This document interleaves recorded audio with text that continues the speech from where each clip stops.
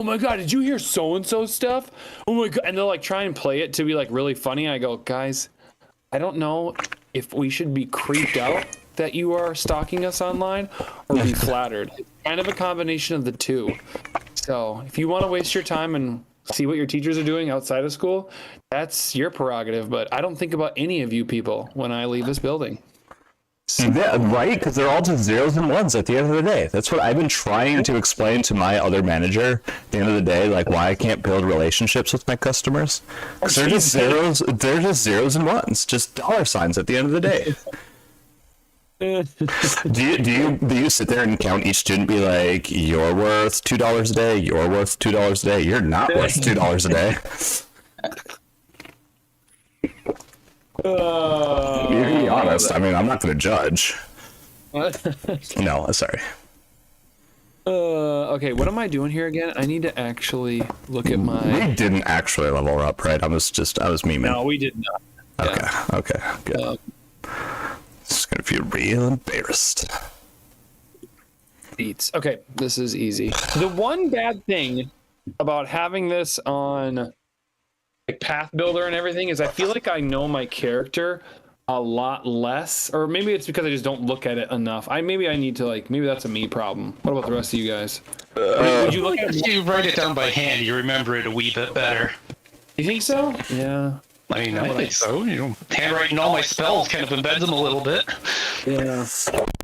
I can't help but min-max every minute of every day when I have nothing to do at my computer. So I feel like I'm really in tune with my character. Yeah. Right. Yeah. Well, are you unusually loud? Yeah, he is loud. Thank you, Tony. Yes, so, yes agreed. I was down in the Discord. I was trying to say earlier, yes, I just switched back to my old mic setup. You probably had to turn me up because of my stupid PS5, so if you do have to turn me down, please turn me down. I'm sorry. That's fine. Okay. Very what? Because I was quiet for like the last 3 times because I had to use the PS5 headset microphone. Turn you down for what? He's fine for you, Ryan. You don't need to turn it down. No. Man, God, I'm ashamed it took me so long. No, I mean, it was a bad joke. Don't just shame Peter. No, I'm just kidding. It was. Regardless, yeah, no, I get what you mean though. Like if you're not spent staring at it all the time, and tweaking it as you go, but I don't know. To give you guys a little where I'm at this week with RPG clocked hours, last Saturday I ran a one shot for my that's not what I was thinking. Oh wait. Oh yeah, that's okay. Yeah, never mind. It is. Yeah. Yeah, right. I ran a one shot for my nephew where we played for 4 hours for his birthday. We played a game called Shadow Dark. Then on Wednesday, I had Did you kill all the small children a million times? Actually didn't kill a single one. One of them killed the other one, and that is not a joke. One of them literally killed the other one. I had to save him twice. So, yeah, they killed each other. So, and then on Wednesday, I played with my board game shop. We just played Morkborg because I was like, guys, I just need like a little, like I'm not ready yet for the Pathfinder main story. So we did that. And then on Friday, you want to talk about really petty. All of the tables at the D&D club are run by students, and they no longer need me as their GM. And so I was like, I will be damned as hell if I'm going to sit here and do nothing the entire year at the D&D club. So I emailed a bunch of teachers and I was like, hey, do you want to go ahead and play at the D&D club? And it'll be teachers only. And we had a teachers only session. We played Morkborg. So that's pretty neat. So you're saying that after your big decision to step back and not be in control of the session this year, you lasted an entire, 2 meetings of the club before you said that you had to be in charge of a session? Actually, Ryan, I lasted a whole 1 meeting of the session. Cass? So, yeah, I did not last at all. Like, not even a little bit. So, I think it was less that I couldn't couldn't handle being not being a GM. I think it was I couldn't handle. I was like, okay, I don't want to join that club because they are way too not serious. And I was like, okay, that's a 5e table. I'm not gonna join that one. Where is the you serious trying to be like, Pathfinder it's not 2E? that I had to. It's not that I had to be in control. It's just like these guys are like trying to have fun, and that's not what I'm about. No, Ryan. No. A That's serious not what it is, Paizo Ryan. player, okay? They are not. They are just role playing. They're not playing an RPG. They're just role playing. And I'm like, no. Use the framework of a game to like enjoy themselves and have fun. I also enjoy the people who role play in a role playing game. I just don't get that. What is that about? Nope. It's like they don't even realize that there's tables in those books. Like, Hard no. the tables are there for a reason. Hard fucking no. This is not Read the me. rules, I'm 100% people. judging them and saying they're playing the game wrong, but I really hope that you were recording this, Matt. So It's all 100% recorded.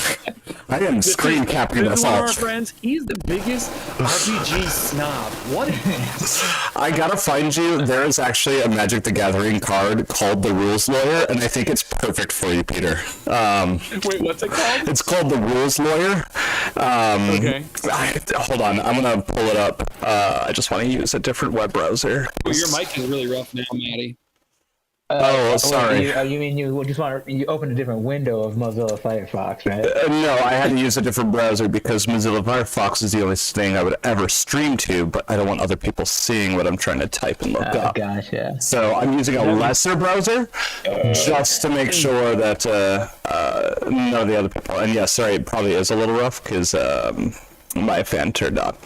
That makes. God, I'm just gonna drop this into the Discord. But By the way, have you guys heard that Mozilla Firefox cures cancer now? Wow, like what can't they do? Man alive. That web browser. all right. Wait, let's see what it says. State-based actions don't apply to you or other permanents you control. You don't lose the game due to having 0 or a life. It would help if I actually knew the rules of this so I could get the jokes. You probably Creature's turn is trying to do damage or that is really funny, actually. Again, I think I would enjoy this a lot more if I actually knew the rules of Magic. I mean, it's basically just it's the best way I And you can, ignore all of the rules, no matter what, pretty much. because cool. you are the Damage on DM. your dice. If you play it wrong, it works anyways. Is this like a joke card or is it an actual legit card? It's a joke It's a card. joke card. Okay, it is. Okay, all right. Oh wait, They have Tony. a few series where it's like silver border, but they're all like a bunch of joke cards, and yes, that is actually one of them. Okay. You ask me, Matt? Yes, Tony. I haven't told you because I don't think we started doing this until after the last session, or maybe it was. But I recruited another hunter Ooh, for Monster Hunter? for Monster Hunter. Oh, that's right. The new game's coming out kind of soon. Who'd you grab? Speaking of which, hey Ryan, do not uninstall Monster Hunter World. I promise we're gonna play again soon. I think I left that one on there. I was gonna say because it's only been 2 weeks. It's just been the fact that Silent Hill 2 came out, and I've been playing that pretty hard this last week. So, Oh but shit! When did Silent Hill 2 come out? Was last week? for me, it was on Saturday. For everybody else, it was on Tuesday. For the plebes, it was on Tuesday. Got it. Did you pay extra to be able to play it like 3 days early? 4 days early, or whatever it was? How much extra was it? Nah? I so it's been- Maddie, What's up? your mic is really rough, dude. I don't know what's going on. See what I can do. That's better. Whatever you just did. Oh, okay. Is that good? Yes. Yeah, that's good.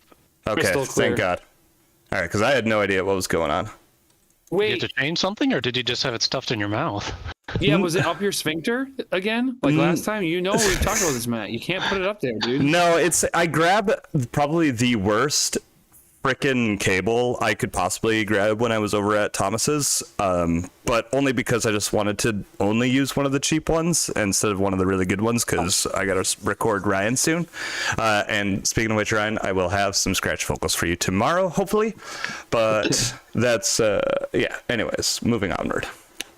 But yeah, so Tony, that was Ryan that I snagged, and have him starting with Worlds right now with me. I guess, fun question. You guys are going to be playing it on PS4 or 5? PS5, yeah. Oh god, is it on PS4? I don't have a PS5 yet. Monster Hunter Worlds? Tony, that's how we played. No. Oh, sorry, I was thinking of the new one. Oh, Wilds? Yeah, I don't know. I mean, I'm just assuming not at this point. They're finally getting around from not doing PlayStation 4 and 5. So, yeah, rough. My mic's still good, right? Yeah, it's wonderful now. Okay, good. Excellent. I don't know why, but for some reason it keeps saying I have only access to one. I only have one spell slot. I don't know why. And I get 2 at level 2. Weird. That's okay, whatever. But I'm ready to go if you are, finally, Tony. Sorry. So is I. I think so. We're just gonna have some half-baked dwarf tokens, but that'll be fine. That's fine. Rock and roll, dude. I got all the bestiary tokens, but I don't actually have any just generic tokens for the regular people. Sometimes I wish I could just throw you everything of mine through Foundry if they could have implemented that, because I had way too many things I never ended up using. Tony, did you spring for the bestiary and you got you paid $50 and you have all the images or what? Yes. Damn, big baller shot caller here. Way to go. So they got all the nice fun tokens, and I dig through it a little bit more, and it's all right, a little less work on my side. Wait. Hey.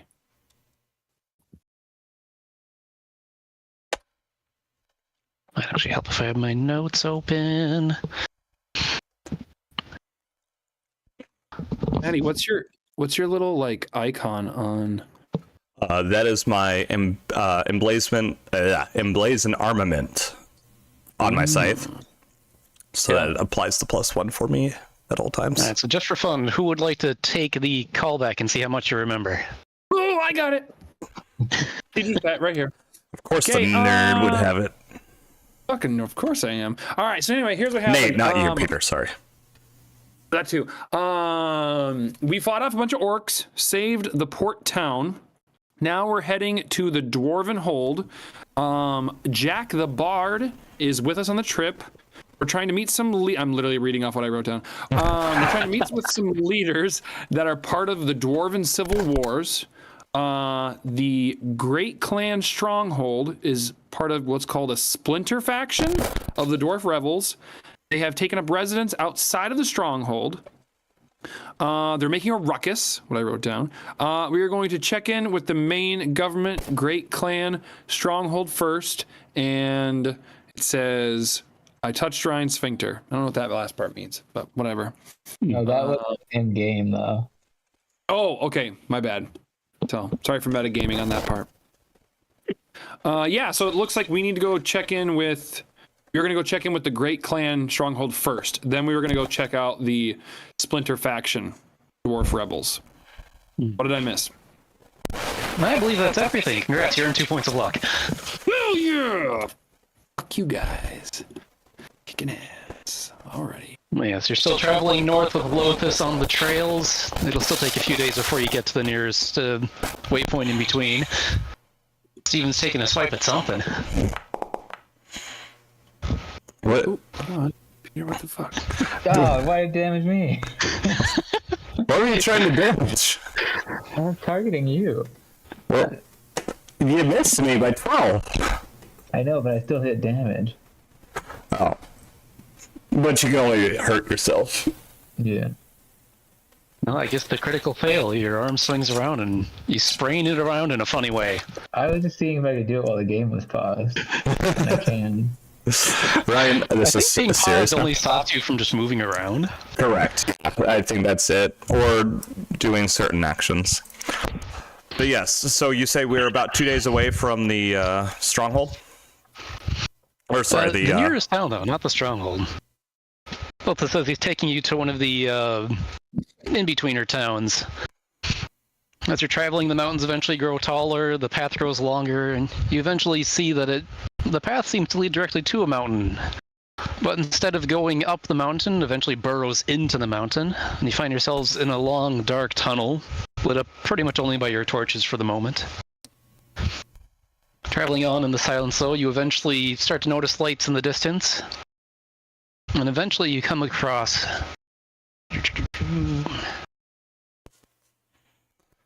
Ooh. It's a town. I just gotta figure out where the heck I put it. By the way, I really appreciate that Tony has given us torches because I'm a really bad magic user and I do not have light as one of my cantrips. So I have light. I don't need light. I think thank so. God. I don't know if I mentioned it before, but the guy that's shepherding you everywhere, Mr. Lothus, is a merchant in himself, so if you ever need to buy basic items, he usually has all of it. I have light as a spell, Yeah, perfect. Thank God. and I have a torch in my backpack. I could learn light as a spell, but I refuse to. Because you're an edge lord. I am an edgelord and live in the dark. But you arrive at the dwarven town of Kolheim. This town is a bit unusual as you start to go into it because you notice that it is simply one very long tunnel with simply just little homes and stores kind of tunneled out on the sides.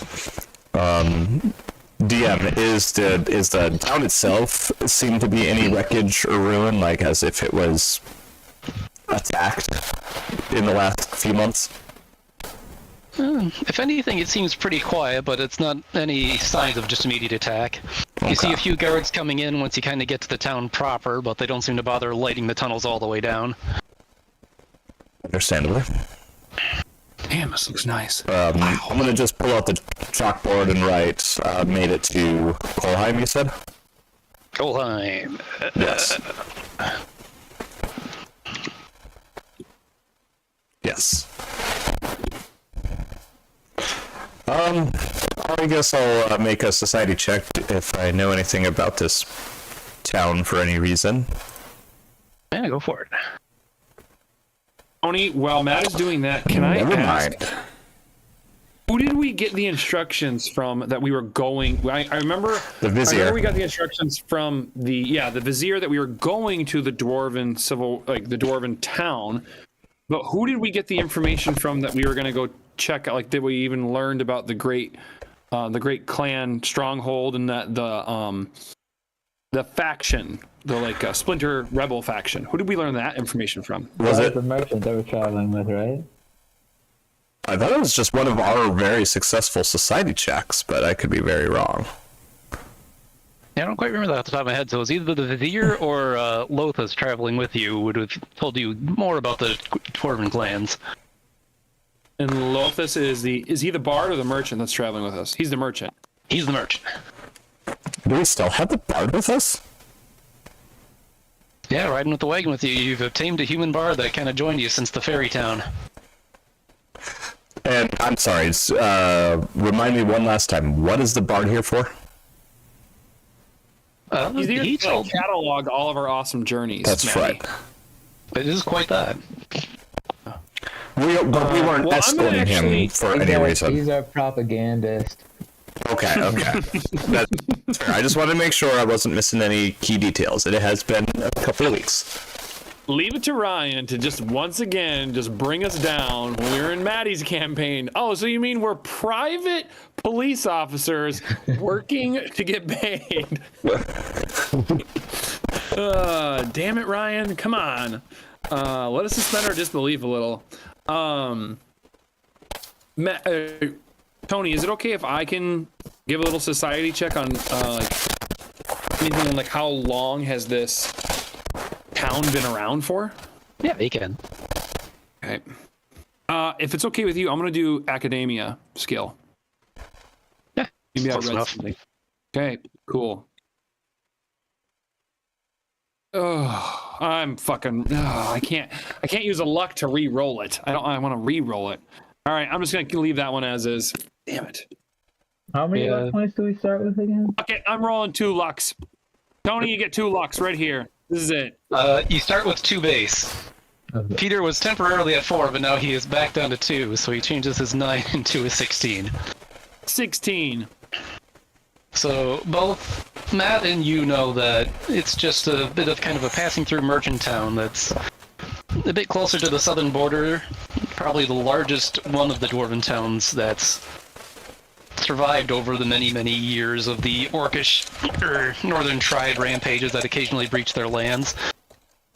But as you know a little bit more than the rest of them, you know the most of the trips that come through here rarely ever go out through the northern end of the mountains.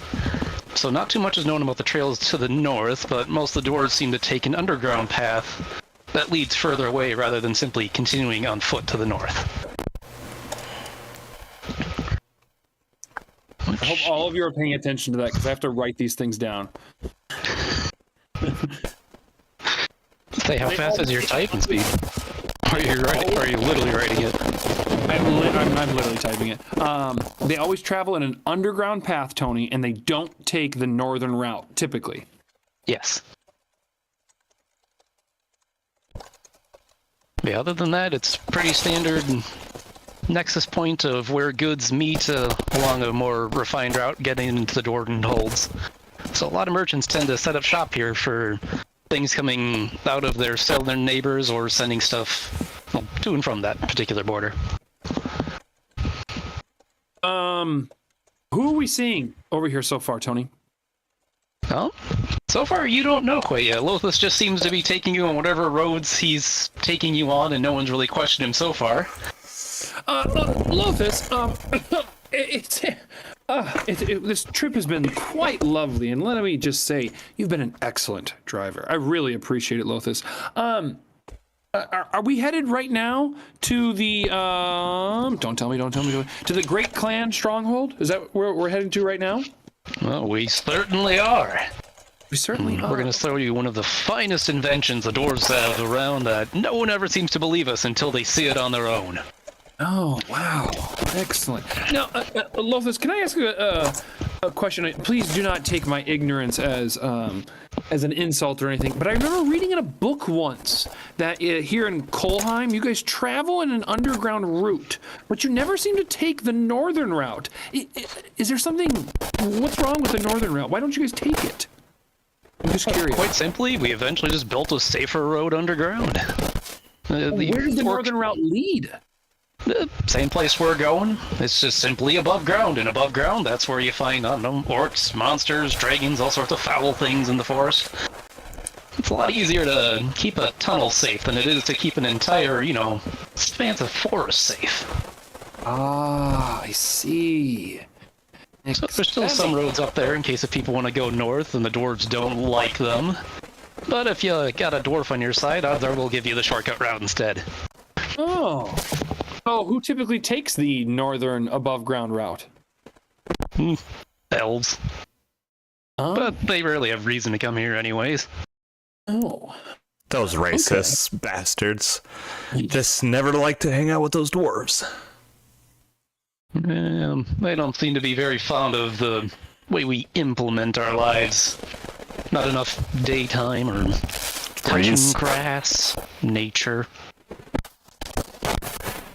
I'm sure there's more to it than that. There is probably something else going on. Nate is very uncomfortable right now with with Is this you speaking in a third person right now? No. Nate is very uncomfortable that Silas is like chewing out the L's and is like, oh, okay, Silas, maybe, okay, and he just like kind of like starts talking to himself and muttering to himself like, oh, okay, I'm out of my element here. I'm gonna just shut up now. That's fair. Hey. Traveling in a certain ways, you eventually come to kind of a crossroads, and he kind of peels off to the right off of the main road, and you eventually see that this path is pretty well traveled with all sorts of goods and whatnot that seem to head this way instead of down the main road out of the mountain. Then eventually you come across a pair of guards just doing inspections.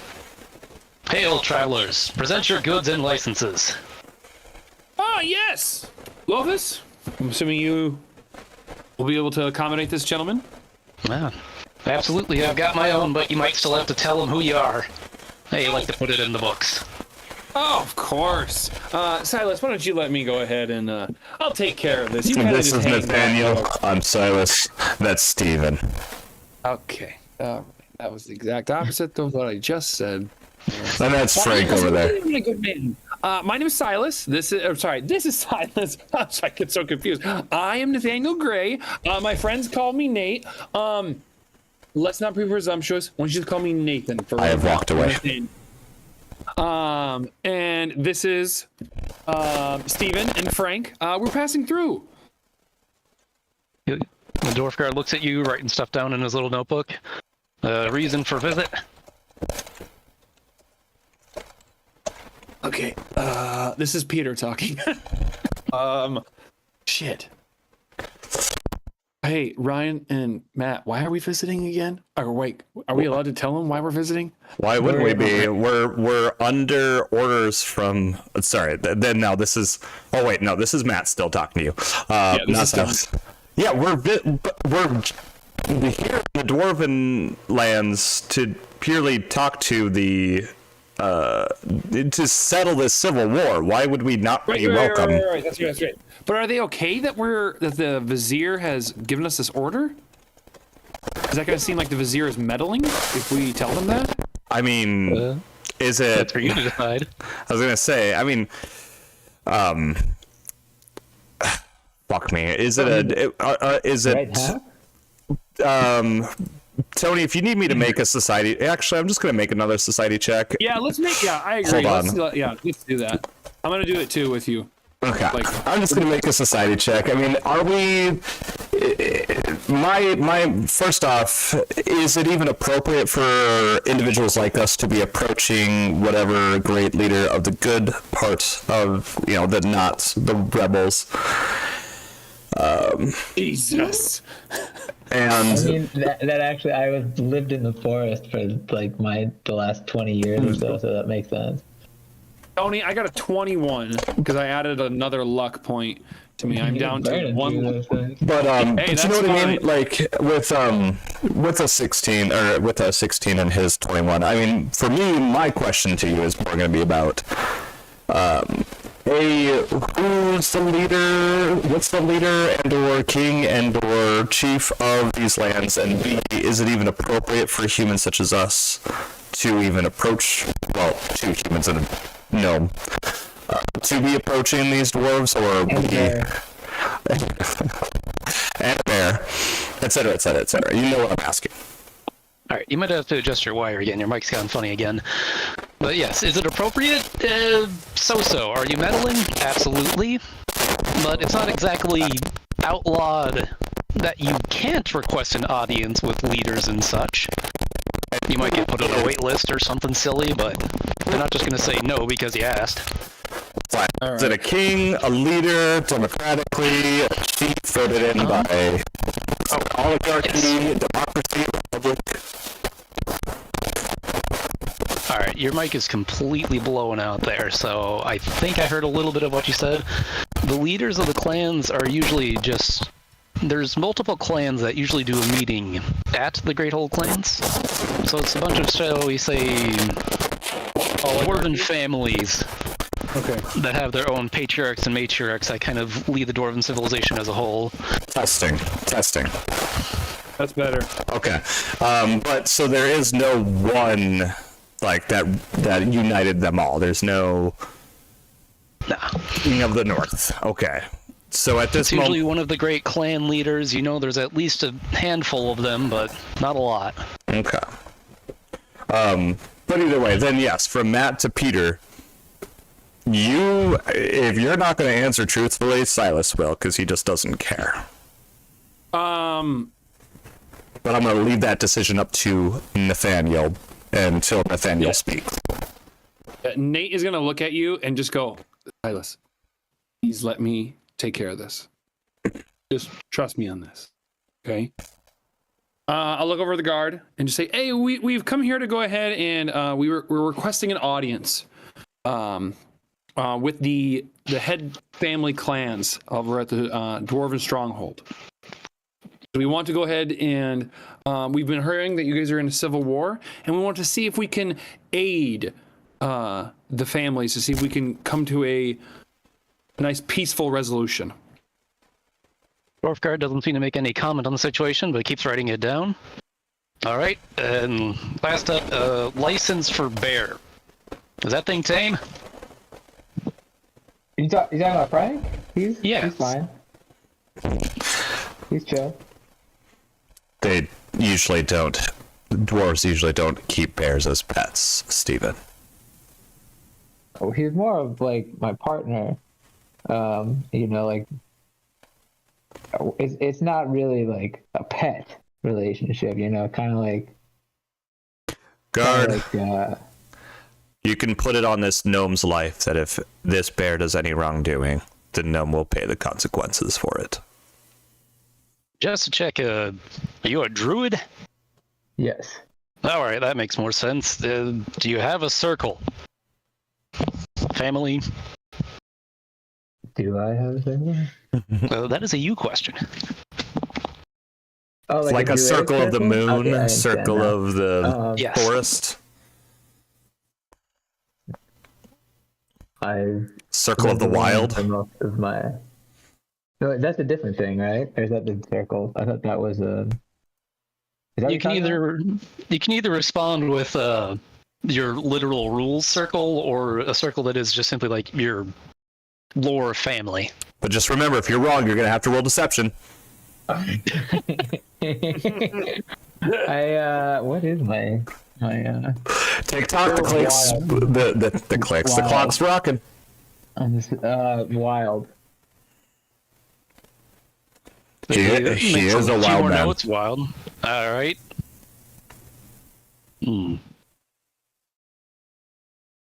Just kind of stares at you guys for a few moments. It's like, all right, that seems good enough. If All the right, just inspect caravan's your a goods and then you should be good. Don't come a knocking. Present arms and gears, please. Oh, he wants all of our weapons? He just wants to see them. Oh. Kind sir, I can't pull my skull from open. My weapons come from my brain. Sorry. Oh my god, what a friggin'... What a dork. I say as I'm pulling out like my 5 different weapons. My scythe, my buckler, my figurines. I do cast a spell, Tony, and I'm going to cast guidance on the guard and go, look, you're going to do a really great job on the next time you go and talk to someone. Cast it on him. Doesn't guidance last for a minute? Yep.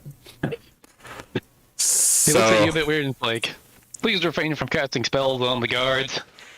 Oh, I'm... guard, sorry. I'm very sorry. That's an arrestable offense, isn't it? Because that's not the first time Nathaniel's used his trickery to bribe guards. He kind of gives you the stink eye. It's like, I'm afraid I'm a little bit familiar with that spell. I mean, if he tried to kill me with something, it'd be a little bit more offensible, but, I mean, we're not going to toss him in the dungeons just because he doesn't know how to code it around here. If I gave you 5 copper pieces, would you toss him in the jail cell for a night? Oh, God, Silas. Oh, Desna. He takes your 5 copper pieces and then just proceeds to ignore you. All right. No fun. Here. He checks over the wagon and whatnot, checks the horses, checks Lothus. He's checking Steven, he notices something, it's like, it's an interesting hammer you have there. Oh yeah, I found it. From the sky. Unusual. Alright, carry on and do me solid and don't hit anyone with that hammer when you're traveling in this town. I'll do my best. Alright, you're clear to go. I'm waving you through the set of portals that raise up in front of you. You eventually find yourself. That's what I forgot to put in. I forgive you. right, pretend the tunnel is much longer. Now you got to talk among yourselves for like 30 seconds. Yeah, I'm just gonna sit here and just be impressed, Tony, of your AI generated art here. I'm assuming that's what this one is. This is good, dude. I'm impressed. Why do you assume it's AI generated? Oh, because it absolutely is. Oh, I was gonna say I don't see any extra fingers, so. It's easy to cheat on the details if you don't look for the fineries of it. Tony, while you're still busy there looking up stuff, can I make one request? And I'm sure you've been meaning to do it. It's just been slipping your mind. But music, Sure, what's that? background music. I have been forgetting about that, yes. I mean, it's not super important, but man, it would make my pee-pee a little hard if we had some music moving forward. You know, does the Discord thing still have the play bot? It doesn't, but Why do you guys think it remove that? because it got removed. Discord doesn't allow music bots right now, and actually, I don't think it ever will again. Or at least Fredboat was completely removed or I don't know if it was something with either the bots themselves couldn't do it or they couldn't use YouTube videos for it or something, but for whatever reason, yes, the bots can't work with it. Are you just saying that so that I stop using it constantly? Maybe, but no, I do genuinely remember that being like an issue. Before I've given you optional listening music for the moment. Then we can all just play individually. But it's really fun, like, because you can, like, I'm sure, like, you know how to do it, but, like, once you actually download a bunch of random... What's this? Open soundboard. You can set each scene with different music. You can even set triggers, like, on, like, if we're, like, crawling through a map. You can even set triggers on each individual tile. Different song, that's how we move. This is for the air horn sound on a certain tile. Every time you hit it, it's bah, bah, bah, bah. It's fucking jump scares. I love it. But yeah, that's all. Spotify integration built in. Also, just right. And another thing while we're on it, Tony, because I do love your like the characters, like I can see who they are or what they look like at least.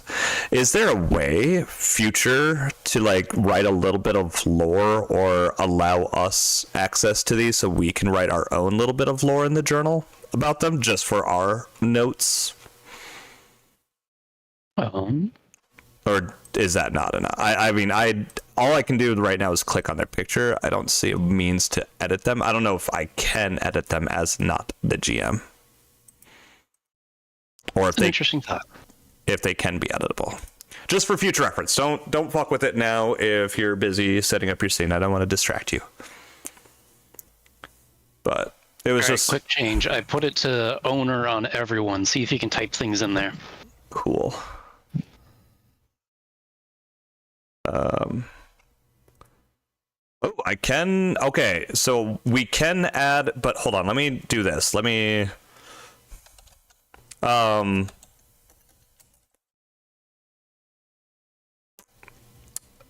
Somebody else. Click on Jack the Wandering Minstrel and scroll all the way down to see if you can. Do you guys see on Michael Strong's shield? Do you see the caption? Okay, so it does. No, click on Jack the Wandering Minstrel and just see if it's Yeah. Cool guy. Okay, hold on. Jack the Wandering Minstrel. I'm a scat man. Okay, no, that's actually. So that's awesome. Because yeah, now we'll. I'm sure Nathaniel and/or I will add notes. And then Ryan will probably delete them just to add back in cool guy. So then can I add a page on here that says something like party notes? Name I think you can you just Give it a shot? Yeah, I mean we can do that. That is an option. Oh shit! I'm gonna totally keep all of our shit on here then. Fuck, this is awesome. Hells yeah! Thank you, Tony. Jesus, this is gonna be great. Yeah, this will help me a bunch too, because I do. I'm sure everybody has their own different way of like recapturing backstory. I just usually end up rewatching the last episode, like either the week of our session, but even then, I still like, unless I listen to it fervently that same day, I'll not be able to retain a lot of the information. So, quick question: are you able to put in like an entirely new like tab of things, or can you only just change the stuff inside of the characters? Only just inside the character. So maybe that's a good point. What's your name? Peter, before you go too far, see if you can open the party journal and type in that. Party journal? Okay, hold on. Oh, okay, yeah, I can. Okay, wait, hold on. Silas's diary, cool page. Shut up, Brian. So if you want, I can add in extra tabs in there if you want personal ones or other categories. Oh shit, Tony, Ryan, whatever your fucking name is, Maddie, I could see you typing in live. Shit, that's cool as hell. Wait, no, you can't. Delete. Oh, sweet. I like that. Okay, I will delete this little thing here then. I don't want this anymore. Delete that. Oh, sweet. Okay, cool. Yeah, let's keep these. So we have locations. Oh, Tony, this is great. Thank you.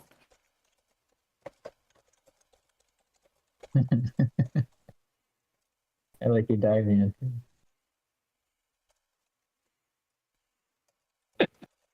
Maybe today. Yeah, it's every day. It'll be dangerous with sneaking in notes and graffiti. Or even my own tampering. Why can't they? Oh, there's the save button. Okay. I mean, that's actually his diary. So if you guys fucking open it up and look at it, Silas is going to be very upset. But he's also probably not going to know. I put a page in the journal also.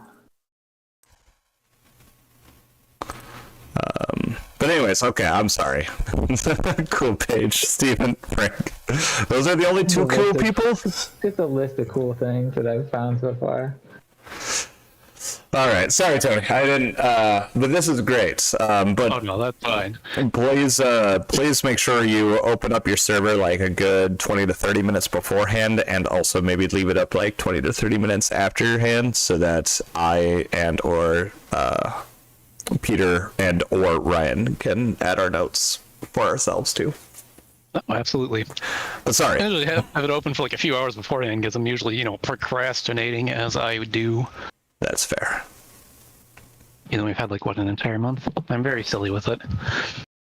But no, moving down the tunnels, you eventually see more lights ahead of you as it opens into a wide space, and you see large boxes on wheels ahead of you.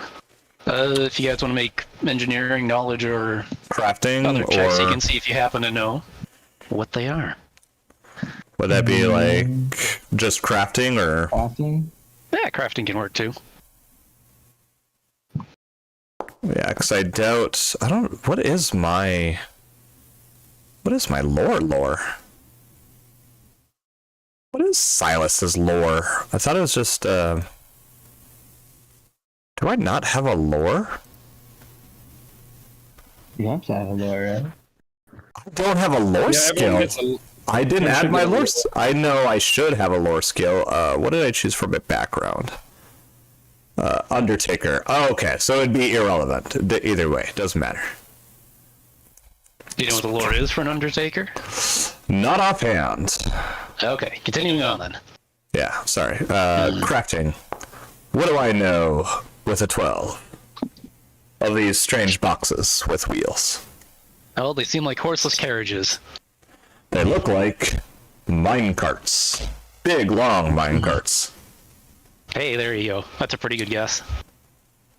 But as you near, you see people loading stuff into and off to all the box cars and whatnot, and load this kind of scene. It's like one of the great prides of the dwarven communities, the train. Why, why do I feel like this would be a great venture above ground? Well, it could be, but I mean, it's a lot easier to go through a hole we already dug than to go through all the mountains we haven't dug through, or clear out the trees, or flatten the roads. How is it powered? He kind of tips his head in. It's like, are you good at keeping dwarven secrets? Do I look like I have friends? Good point. Magic. Preferably, or not preferably, sorry. The front of it has a kind of magical engine built in. Wizards can just kind of pump their magic into it. I can't say I'm familiar with exactly how to do it, but they keep telling me something about, oh, you put in spell slots and you get so much speed over so much distance over it. That sounds like what's that lame term you liked that subject you liked in back in college? Physics. That's right. It sounds like physics. That sounds like another one of your little magic things. I'm afraid I'm a bit more familiar with the trading of it and maybe the logistics, not quite the physics. Kind of gives you the air quotes at the same time of it. Oh, don't worry. Trust me. I didn't care for physics as a subject. I was more of a chemist myself. But that nerd over there, he really liked, all of it. There was nothing he didn't like in school. Anyways. You're seeing Nathaniel Gray just diligently taking some notes right now, and he's like barely listening to any of you. The good news is Nathaniel Gray's character is mirroring my character right now, Peter, as a real person who is diligently taking notes and updating things on the journal. So anyway, keep going. It's like, well, this will simply turn a journey that could take weeks into merely a few days. It'll only be up the holds in no time. Will this fright of yours hold this caravan as well then? Do we load this caravan in with and these horses? Oh, absolutely. Kind of points to one of the rear carts of one of the trains they're loading up at the moment. I'll be stuffing everything in there, and I've made this trip a few times, so this wagon actually disassembles itself pretty well, and we'll squish it all in there. Excellent. I will help you because I am a kind man, to suffice what Nathaniel says about me. I'll help too. Nathaniel is following, but he's definitely not helping. He's still writing things down. God damn it. Well, at least it's a 10, so it's hopefully not a failure and or critical failure. As you help with his unloading of his wagon, you kind of... I guess I never described it before, but other than it being a cover-topped wagon, he never really had too many belongings in the open, just one particularly large chest that he seems to pull an inordinate amount of items out of. But with your 10, though, you can handle the presumably magical chest going in, and he kind of leads you through how to disassemble his wagon, and piece by piece, it isn't that hard to bring the stuff back in.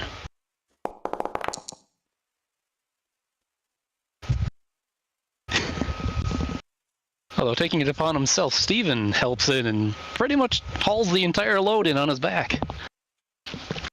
Having great fistfuls of the wagon at the same time, he can piles it all in quickly and efficiently. What magical properties do you have in that little body of yours? I don't know. Ugh, incredible. Your strength. I am slightly jealous. So is this a magical horse-drawn carriage that isn't actually drawn by a horse or anything like that? Is this taking us to the Dwarven Stronghold? That it is. There might be a stop or two along the way in some of the other towns, but it's pretty much a straight shot other than that.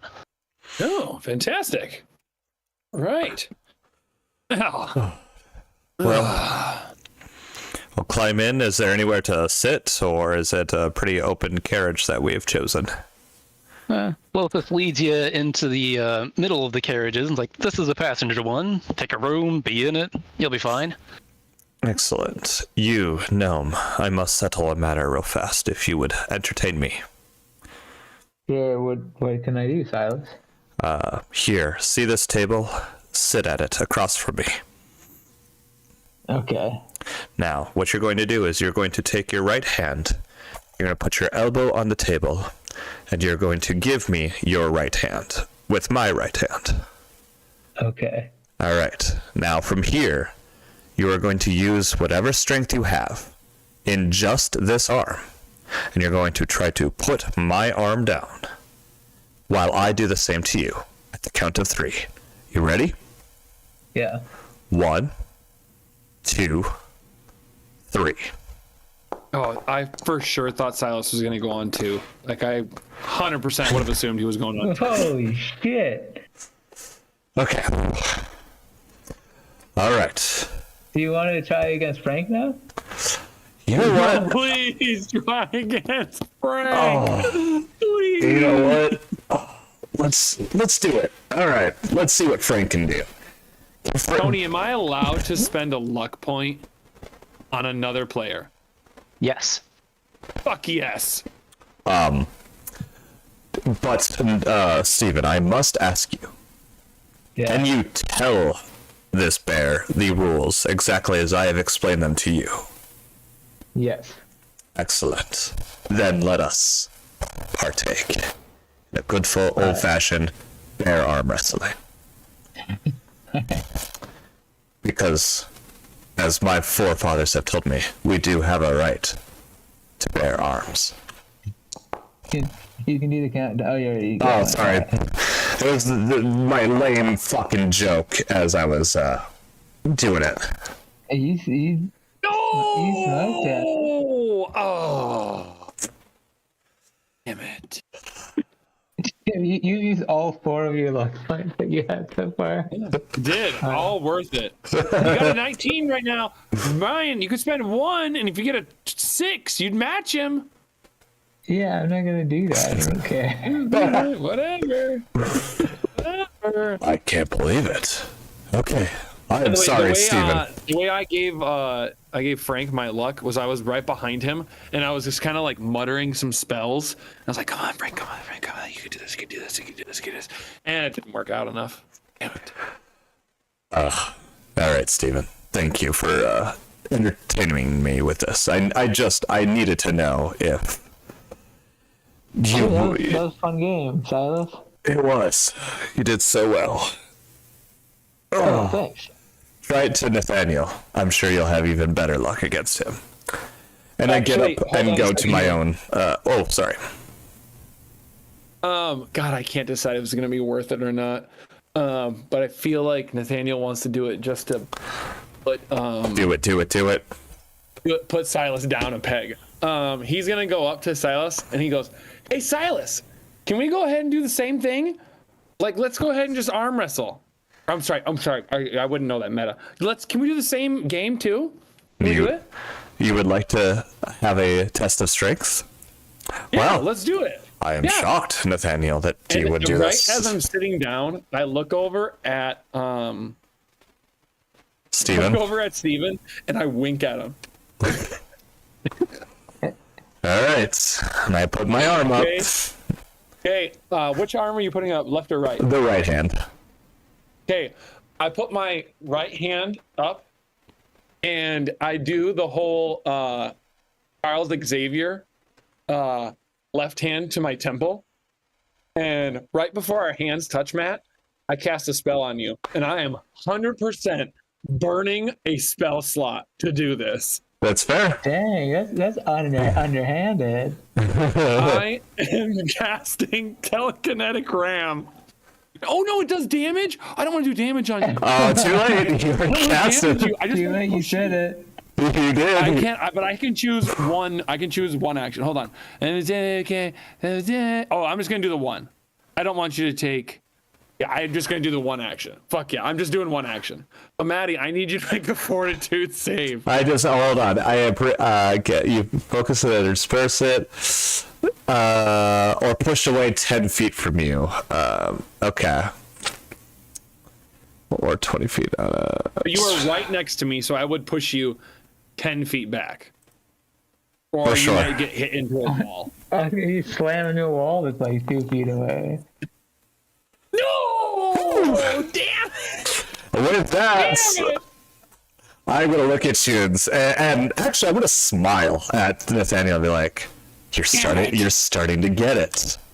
You're starting to get it. Ooh. And I need to roll my athletics. Okay. I'm gonna roll my athletics. It's probably gonna be just shit. Yeah, I was gonna say either way, you either have to or I'm slamming your arm down. Fucking Jesus! No! Well, There's no way Silas is gonna let me win. You would have to spend a luck point. Come I on, did. Maddie. I already did. dare you. I Spend your waste. other luck point. I've spent 2 luck points. I'm out of luck wait, points. Hold on a second. Just to clarify, the squishy psychic fails against you on a spell check, but wins against a feat of strength. Hold on. Wait, did I spend? I rolled the wrong thing. Hold on, I rolled acrobatics instead of athletics. What's your athletics bonus? Yeah, You keep the roll. 0. Okay, so you would still win. You still won. Yeah, I you, didn't know, Tony, if you want me to re-roll it. hold on. If you do that, though, if you do win, right as you win, I feel like I would want to cast a spell back at you. I just got to remember. I'm going to cast command at you. Oh shit. And as you're about to win, if Tony would let me do this, as you're about to clearly win, I want Tony, to please command God, you to lose. Yeah. Okay. Absolutely, go for it. Okay, so I need to roll. Fucking Maddie, way to go. Okay, so it's will, right? It's a will save, yes. You should be able to hit that none there, and I think it'll do it for you. Oh, will it? Oh shit. Oh. Fuck. Yeah! Maddie. Damn it, that was so good. So as you win, I want to be like, are you really going to best me like this, Nathaniel? Why don't you go ahead and just forfeit now? Oh god. And so have good. you If anything, released I what feel you're that holding, which power. is my hand? Yeah. And I feel like I'm about to win, and then you do it, and I go, "Oh, you crafty son of a bitch! This is why I idolized you at college." Oh. And then you just win. Oh, Silas, I'm not even upset that you won. I'm impressed. I'm gonna get you. And I go rub my shoulder a little bit, and I walk away a little bit of wounded pride, but I'm like, oh, that was good. That was really good. Thank you. And if anything, I feel like that would totally actually work, because I feel like normal arm wrestling matches take at least 10 seconds. Yeah. So like you're both like, and especially with your 19 versus the 17, like it's not like it's like a slam dunk win.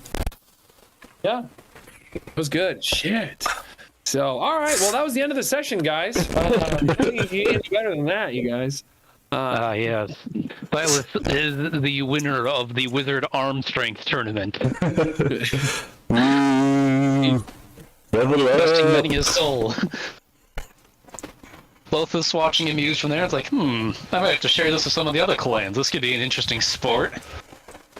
Yes. Let me tell you, we have a name for this back in my college. It is called the Do-Si-Do. Okay? So. The Do-Si-Do. All right. Is that a different language for anything, or just a weird name? I honestly don't know. No one came up with a name for it, so you guys can figure it out for yourselves. I'm done here. Good luck. Fair enough. Do-Si-Do it is. Well, having invented a new sport, you'll have a bit of downtime in the few days that it takes for you to get to the Dwarven Holds. So if you want to, you Get a can... luck point for winning this. You know what? That's a great idea. Yeah. Matt, you get 2 points of strength-related luck. Hell yeah. Woo! Thank you. Way to go, Maddie. That was good. Thank you. That's awesome. But with that, yes, downtime. I would like to use my downtime to explore the carriages myself, especially looking for the sickly.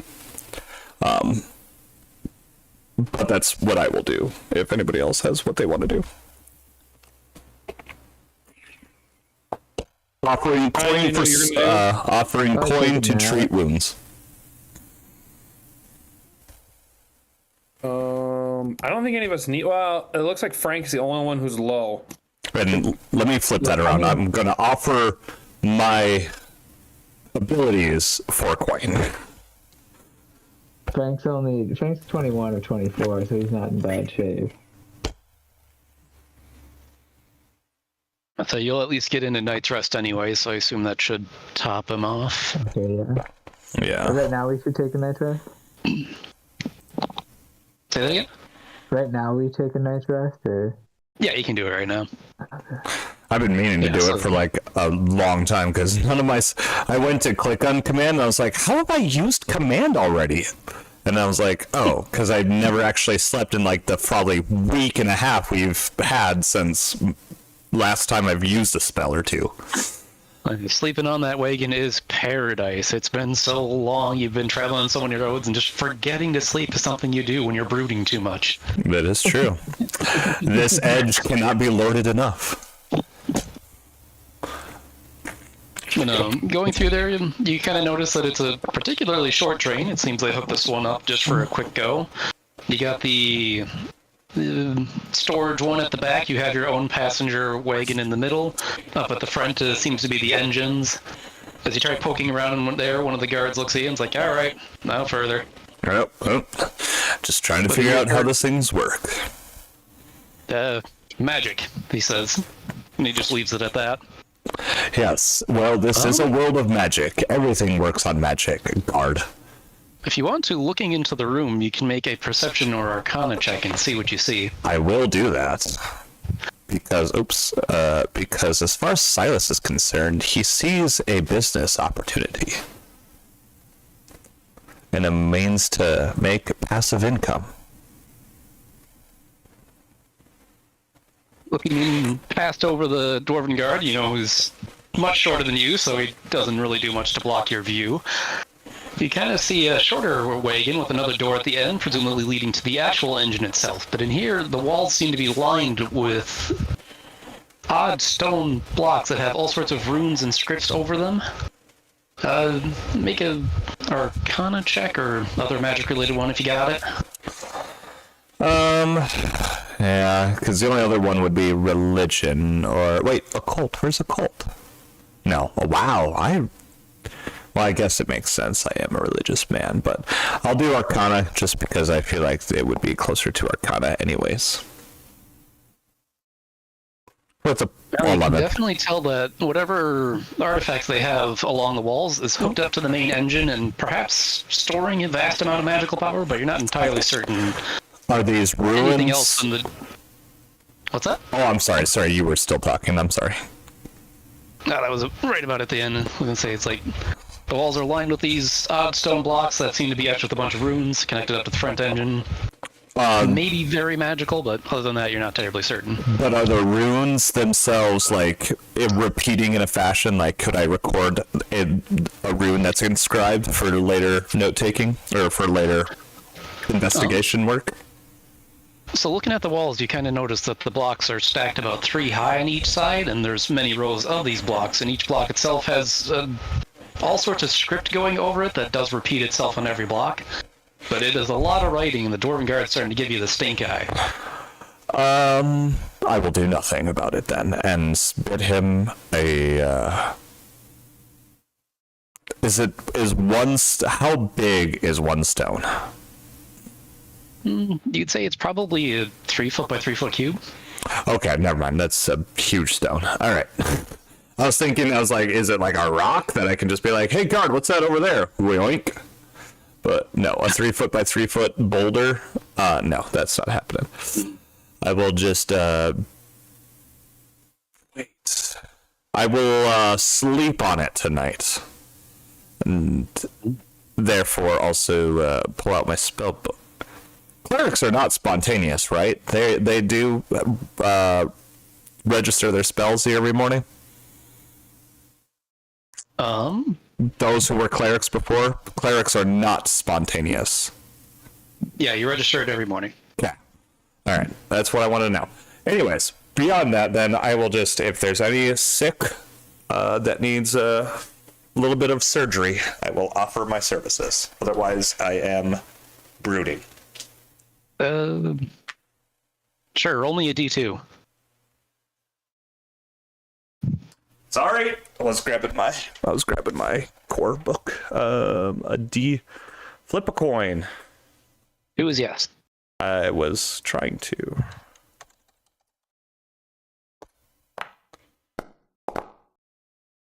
That is a 2. Okay.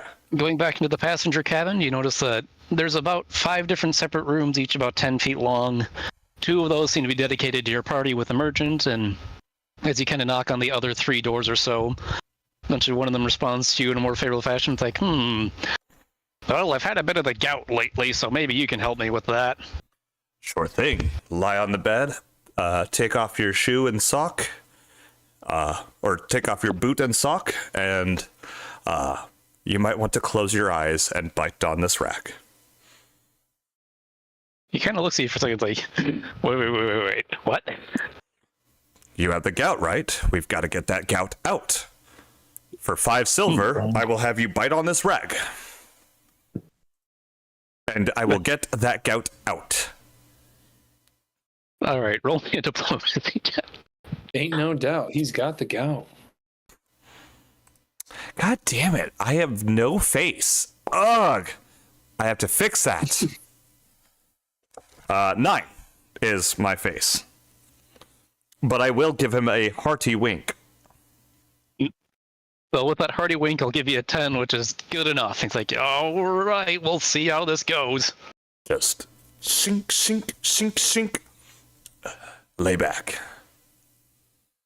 First, I'm going to hurt him. Please don't kill him. Does a 6 kill this man? The 6 did not kill the man. Thank God. Or dwarf. Keep biting down on that rag, okay? Just keep biting. Don't let up. Oh my fucking God! Oh, Maddie. You have some luck, boy. I do not have any luck. That's strength based. Oh, not for that's only for strength. Shit, Maddie. That's fair. Fuck, I don't. That's a critical failure. What is so do I just do damage to him instead? What is? Yeah, you do a D8 of damage. That's probably gonna kill him. Just one. All right. He is barely hanging on to life. All right. Look at me, dwarf. What was your name? Don't stop biting on that rack. Just mumble your name to me, okay? What's your name? He's kind of screaming while holding the biting. It's okay. That's fair. Okay, I'm just gonna dig this scalpel in really hard. You're just gonna have to bite even harder. Okay? I need you to focus. I am just going to attempt a. Oh wait, I can't treat him anymore because I have 10 minutes. You gotta wait another hour. Or another hour. Fuck. Well, at that point, I am just gonna. For a spell. This is my deception. I promise you the surgery is going very well, okay? Very well. Do not worry a thing. Don't look at your foot. You just keep biting on that rag, okay? That's a good man, okay? He keeps biting on the rag because he has little else he can do but scream in horrible pain. Now you're just gonna stay right there and bite really hard on that rag. I will be right back, okay? And I'm going to run out the door and find Nathaniel. Tony. Yes. Can I, while he is gone, I wanted to have a little RP session with Ryan. So I specifically, Nathaniel would not have wanted to say this while Silas was around. So yeah, go for it. Okay, yeah, I'll be on pause. So after Silas leaves, Nathaniel walks over to Steven. Steven, Steve, please. We're we gonna be taking it. We're we gonna be resting here. Please, it's Steve to you. Right. Oh, Steve, I'm so sorry. Jeez, I've been a little. Ooh, let's just say I need to have my restless spirits kind of just rest here a little bit. I'm gonna take a little bit of a snooze because Tony, you said this is kind of like when we're starting to rest now, right? Yeah, you're basically going into the evening, so whatever cooldown activities you do for the day. Yeah. And I look over at Steve. Steve, can I ask a huge favor? If you wouldn't mind just keeping this between you and I, do you feel like you kind of we have a good rapport, right? You're my friend, if that's what Yeah, you like mean. you feel like you feel like you know me enough, like you trust me enough. Yeah. Okay, can I ask you this question then? If while I'm sleeping, and Nate holds his fingers up into like air quotes and says, if I wake up and I don't look right, I need you to hit me. Hit you? Yeah, Are you if I sure? wake up and I don't look like myself, like I mean, I'm not acting like the normal Nate that you know, I need you to hit me. Not too hard, but just enough to possibly actually wake me up. Oh, Can you do okay. that for me? Yeah. Okay. Just, I think you'll be okay, but it's imperative you actually wake me up. Okay. Okay. Thank you, Steve. I feel like I can trust you with this. Okay. And then Nate kind of just finds a nice little spot, not too far away from Steve, but like I don't know, maybe like a chair away from Steve, and sits down, and then he looks at one last little passage in his little tome that he's writing in, stuffs it in his backpack, and then he closes his eyes and hangs his head down and goes to sleep. All right. Is Matt still there, or did he wander off? I mean, I'm still here. I'm just. Okay. Yeah, This is the moment you burst in through the door. Oh, okay, perfect. You, and I just point at Nathaniel. Quick, I need your back now. Nathaniel at this point is sawing logs. Oh. He is out quick. Oh, fuck. Okay. Well, I'll search the room. Is his bag clearly visible? I presume so. Okay. Oh yeah, it's right next to him. Is Steven in the room still?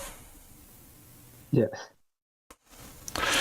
I'll explain this to you later, and I immediately start digging through his bag, looking for a potion of healing. You bastard! Let's see what I have. I'm pretty sure I have one. Hold on. You bastard. Yeah, what do you want? I got 3 minor potions. I got 2 lesser, and then there's also an antidote. Which one do you want? I think the minor would be fine enough, honestly. Okay, minor is all yours, Maddie. It's just a D8. Yeah, nope, that's all I need. I take the minor. Actually, I take 2 just to be safe. Damn you. Sorry. Yeah. And I turn to Steven and be like, "Don't worry, I will bring these back." And I run up the room back to the dwarf. Okay.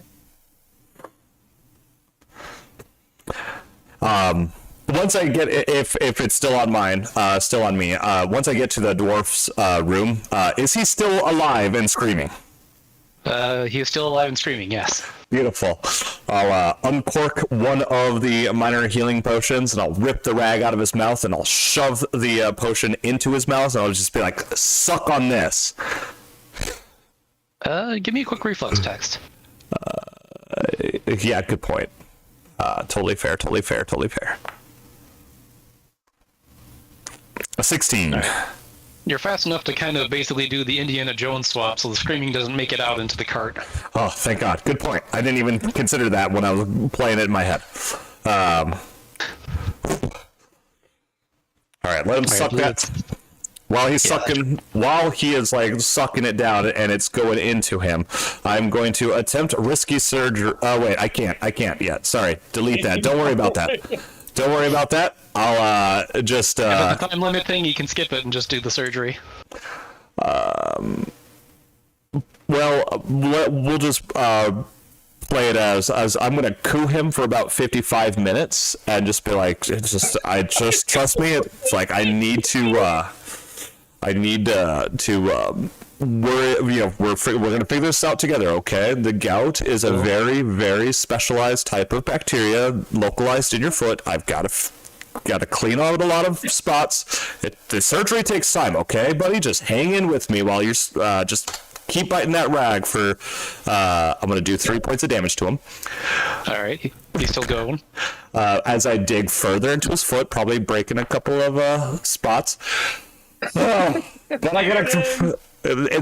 20 is a critical, right? No, 25 is a critical. 25 is a critical. That's right. Right, Okay. this is still good though. Yes, but it's still treated as a regular critical, so I heal him for 25 points, treating hopefully his gout. I pulled a glass bottle out of his mouth and wait, no, he already has I already did that. Never mind. I'll pull the rag out as I tie him up, and I'm gonna give him a little reassuring smile and say, "You probably will feel better in a little bit, but you're all cleaned up. 5 silver piece, please." And I looked at you and I'm like, I think that may have been the worst pain I have ever experienced in my life. But you know, if the next 100 years are better, it might be worth it. And He hey, gives you 6 silver instead of 5. nice. And while he says that, I am also going to wink at him and say, "But that'll be 100 years without the gout." And I will leave the room. I will return to the cabin in which Nathaniel is sleeping. I will put in the other lesser healing potion back, and also the empty bottle. And right. I will climb into my own little bed, or if it's just a couch, I will lay down on said couch of the carriage and sleep as well. Just to double check, Mr. Nate Gray, how many potions did you start with? I started with 3. So Maddie, did you bring me back the unused one? Correct, yes. I did put the unused and an empty bottle back into your back while you were sleeping. Yeah. So I've got all the ones that he gave me back, and then I've just got a used one. Yeah. Why? What did you need, Tony? Okay, so the first count was 3 though. Yes, it was started out as 3, and now I have only 2, and so yeah, I'm fine. All right, this will be important later. DM, just while I'm sleeping, I'm going to be thinking on this. Would you consider those stones to be a bulk of light or less? I would give them 3 bulk. Never mind that. All right, fuck me. Stones? What stones? The magic stones in the. I was trying to consider. I was like, I knew this wasn't going to work, but I was like, there's really no spell I could use, and I was going to. I saw Thoughtful Gift, and it said, as I was reading it, I'd be like, it would be really funny to like look at Nathaniel and be like, I need you to be willing for like 1 minute, okay? Something's going to appear in front of you. I need you to happily accept it. And then I saw that it was only for bulk of light or less. But it would have really been funny to me if that would have suddenly just landed in your arms. And Are these the stones that power the train? yeah. Oh, Matt, you bastard. Jesus. Oh, that's funny. But anyway, sorry. But you sleep soundly through the night. Everyone's back up to 2 luck. Matt, you're at 2 plus the 2 strength-related ones. Hell yeah. And in the morning, shortly after your preparations, you start hearing odd sounds outside of your cabin as you hear things colliding with the train. Immediately investigate. Like, when you say colliding with it, like, it feels like the carriage is under attack, or that the brakes are being hit? You would, I guess, make a perception check for me. Damn it. Why do I always click on the wrong perception? It's purple. Yeah, still perception. It definitely sounds like there's bodies falling onto the train. Oh my god, my mouse is fucking... On top of it?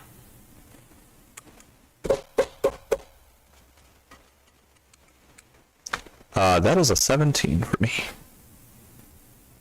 You hear a number of light bodies and a few heavier bodies that sound like they're colliding through for the train and hurriedly scuttling through, and then doors seem to be opening that aren't the inner doors as you suddenly hear large gouts of wind rushing by. I believe... I'm going to look to my party and say, I believe we're under attack. Uh-oh. Oh, wait. Like this.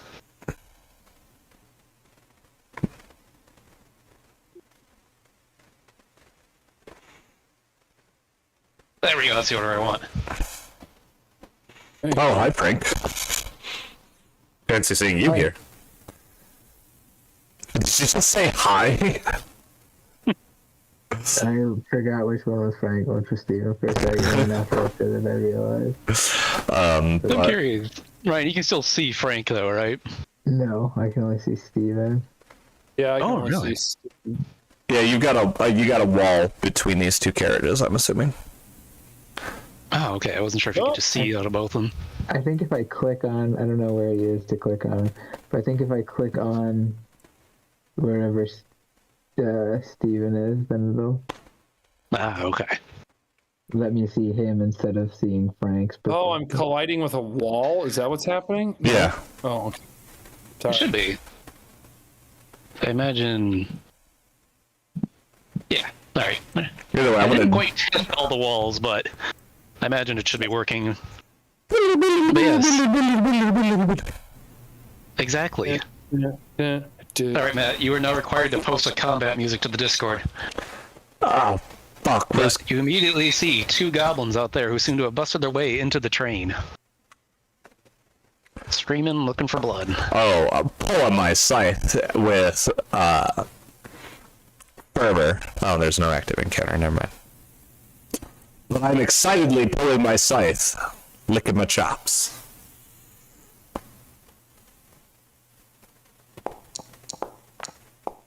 And then it is roll for initiative. All right. Rolling for initiative. Hell yeah, 24. I feel like I'm forgetting, but didn't I figure out a way to just make everyone do that at once? It's been a while. I was gonna say, you can, at the top of the encounter tracker, you have either roll for NPCs or roll for everyone.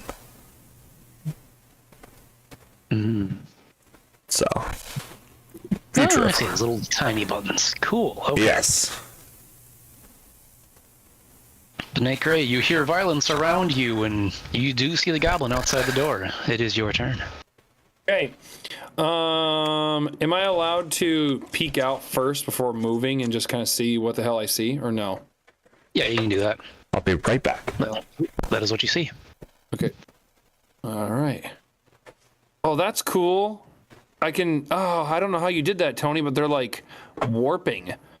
The other guys. That's cool. All right, so I guess I'm just gonna go ahead and move over here then. Okay. You might have to go up and over. Okay. Ooh, okay. What the hell am I doing here? Nope. Can you walk straight through there, or is nothing working? Like, just press, or, yeah, there you go. Hold on. I'm gonna hit reload on this. I don't know why it's being really weird with me. Hold on a second here. You are using Mozilla Firefox, right? He better be. Yes. Of course. All right, I'm gonna walk over there. So action 1, action 2. Let's go ahead and do. Oh man, Maddie, you are in the friggin' way. I want to do telekinetic rend, or ram. Are you saying this to Silas? Because if you are, Silas will give you like the yes. Oh, really? Do it. Fine, fuck it then. Rock and roll. Then hells yeah. I'm gonna go ahead and do telekinetic ram. And spell targets one creature within 30 feet. The distance the target is pushed, if it fails, is doubled. So instead of pushing it only 10 feet, Tony, it would push it 20 feet.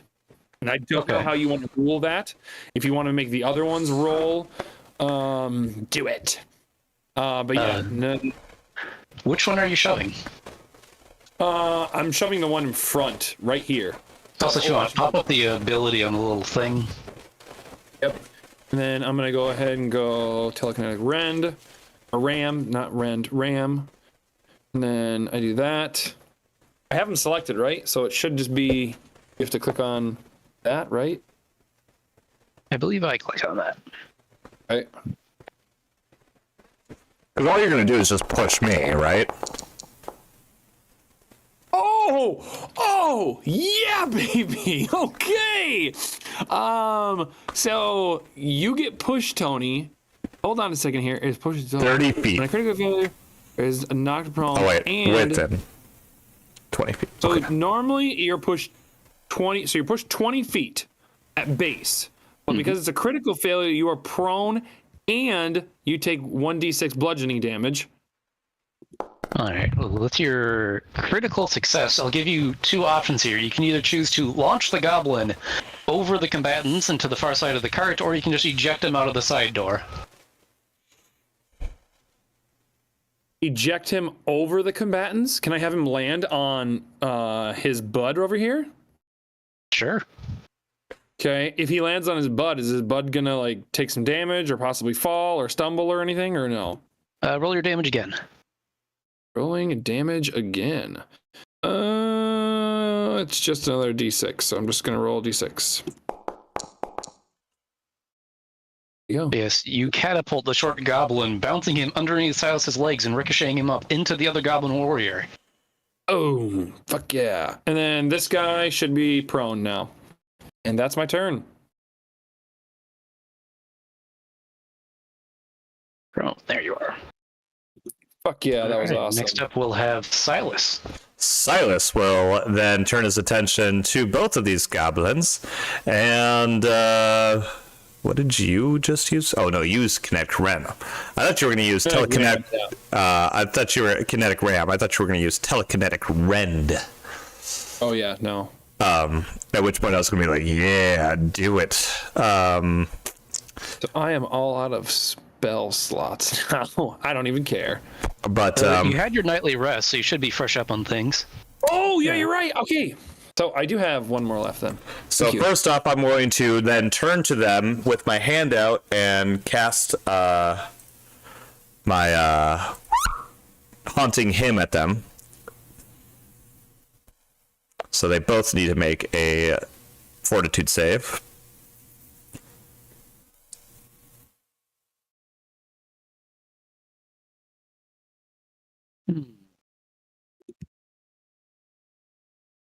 That makes me wonder, does that ability affect everyone who can hear it, or do they also have to be, like, in line of effect? It's in the cone. So your echo, only creatures in the area can hear. Okay, but say there's, maybe someone in one of the carts to the right. Well, it's a 15-foot cone, so I'm assuming it affects anybody who can hear in the 15-foot cone. Yeah, all right, we'll go with that one. That's a little more fun. Okay.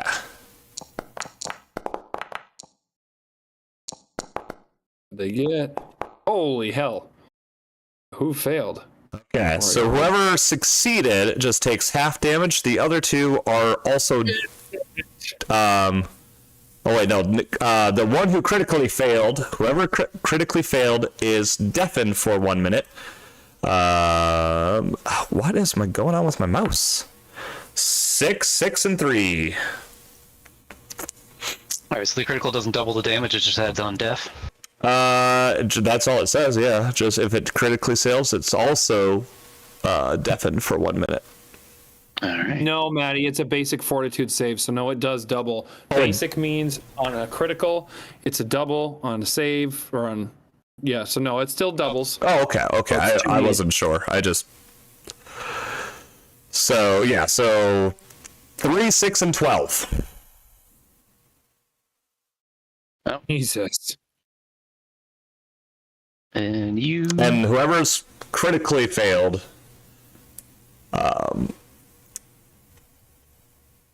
Interesting. Why aren't you taking damage? Oh. Because he's not in combat. I think it might be something else I might have did. Boop. Try that. Also, one of the goblin warriors took 3 damage. not 6. He didn't have that much health left anyway. Oh, okay. Fair enough. Wow. Okay. Yes, Well, the goblins in front of you explode, and you hear one screaming from one of the side rooms as it also explodes. at that point, I am going to spend my last action to ready an action.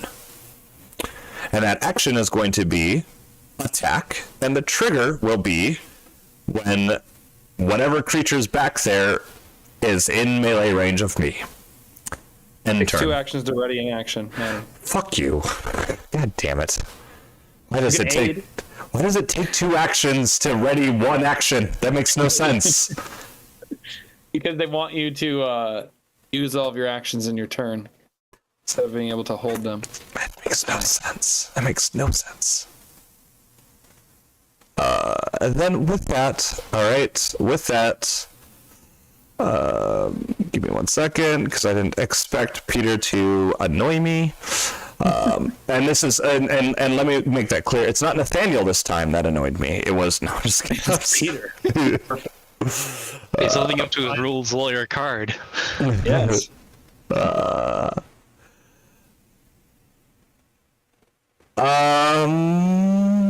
Yeah, isn't the other odd part it has to be like a single action thing too, so you can't technically ready up spells? I'm just Unless gonna, they're 1 actions. you know what, I'm just gonna get in there and burst open the door and just be like, how's it going? You look in there and you see the goblin commando who looked like he was about to murder that dwarf you fixed last night. See, my services come with additional packages, whatever.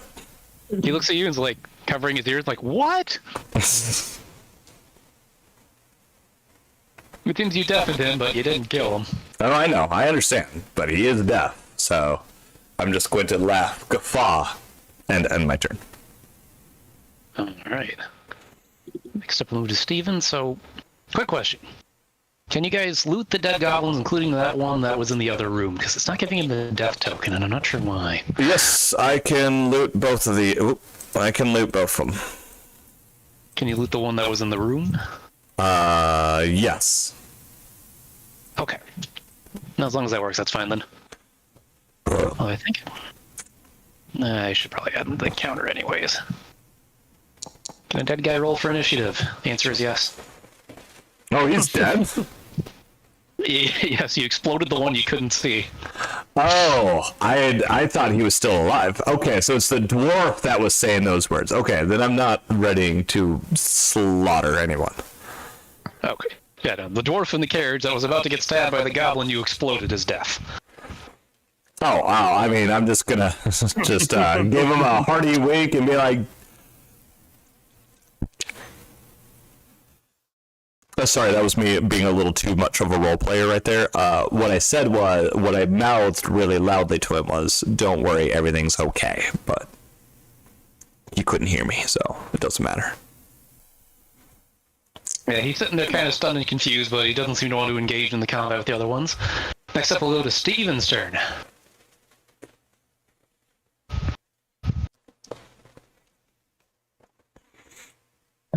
It says it's not my turn. It's not letting me move. That. There you go. There you go. I just gotta remember to hit some extra buttons. Is everybody dead? Can I open this door and look in here, or is this... That door goes outside of the train, so you see the wall rushing past you as the train's moving along the cart. If you want to, you could potentially climb on top of the train if you feel so inclined from this door. I do feel so inclined. Alright, quick question. If you click on the little staircase, does it move you? Yes, it does. Alright, please make a perception check. Oops, that's the wrong perception.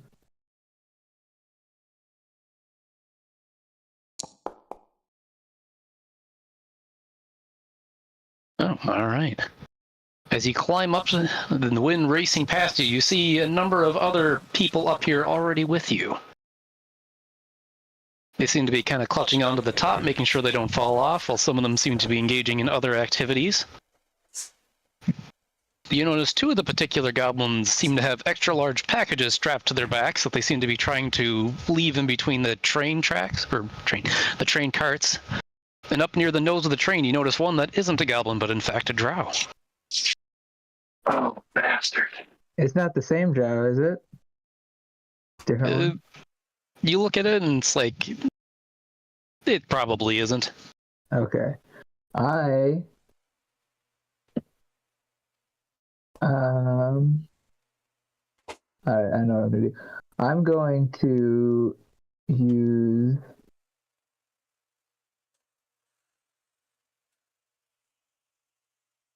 okay, sorry. Alright, I'm gonna use electric arc on these two. Can I do both? I can't. Can I target both of them or? You just told me and I rolled a reflex saves. So it just hits both of them. Those two.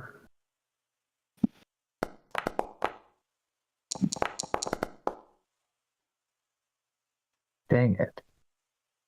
So what, that's still like half damage? I believe it is. Do I still roll, just at roll damage then, or? Yeah, just a roll damage. Nice.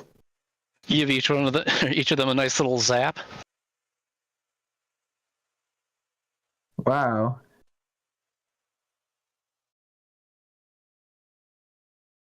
Alright, that's my turn. It's a 2 action thing. All right.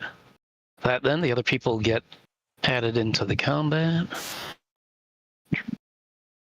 Can't believe I rolled double ones for damage. Sometimes he just rolled low. But yes, the people down in the cart below, you see your gnome friend jump up top and suddenly start shouting his spells, and you hear the lightning tasing things above you, so you do know there's combatants above you now.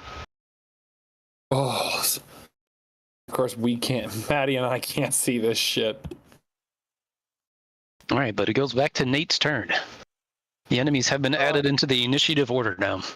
Shit. Okay, so we definitely know something's going on up there, right, Tony? Because we heard. You know he's absolutely fighting up there, 100%. Okay, so then I'm going to go ahead and move my 10 feet here.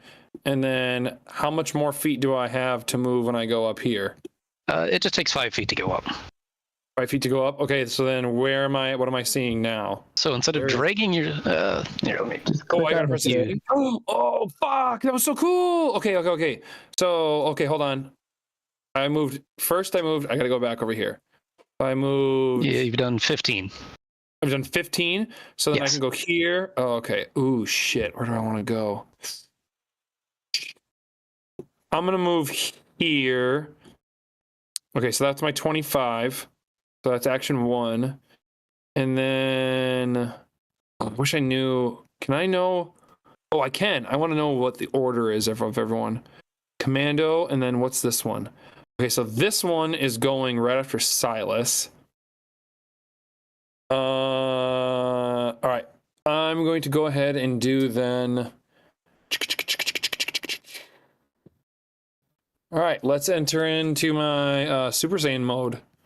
So let's go actions. And where the fuck is it? Unleash Psyche. Apply effect. As I enter into my Super Saiyan mode. And I'm going to go ahead and cast my 2nd level spell. Damn. Maybe I shouldn't have used telekinetic ram. Then I could... Oh, I still have one more. Fuck, I could do 2. Shit. Tony, we are moving on this train, right? You said? Yes, the train is still moving. It does not slow down a bit. But shouldn't we be making acrobatic checks to make sure we're staying square on the roof of the train?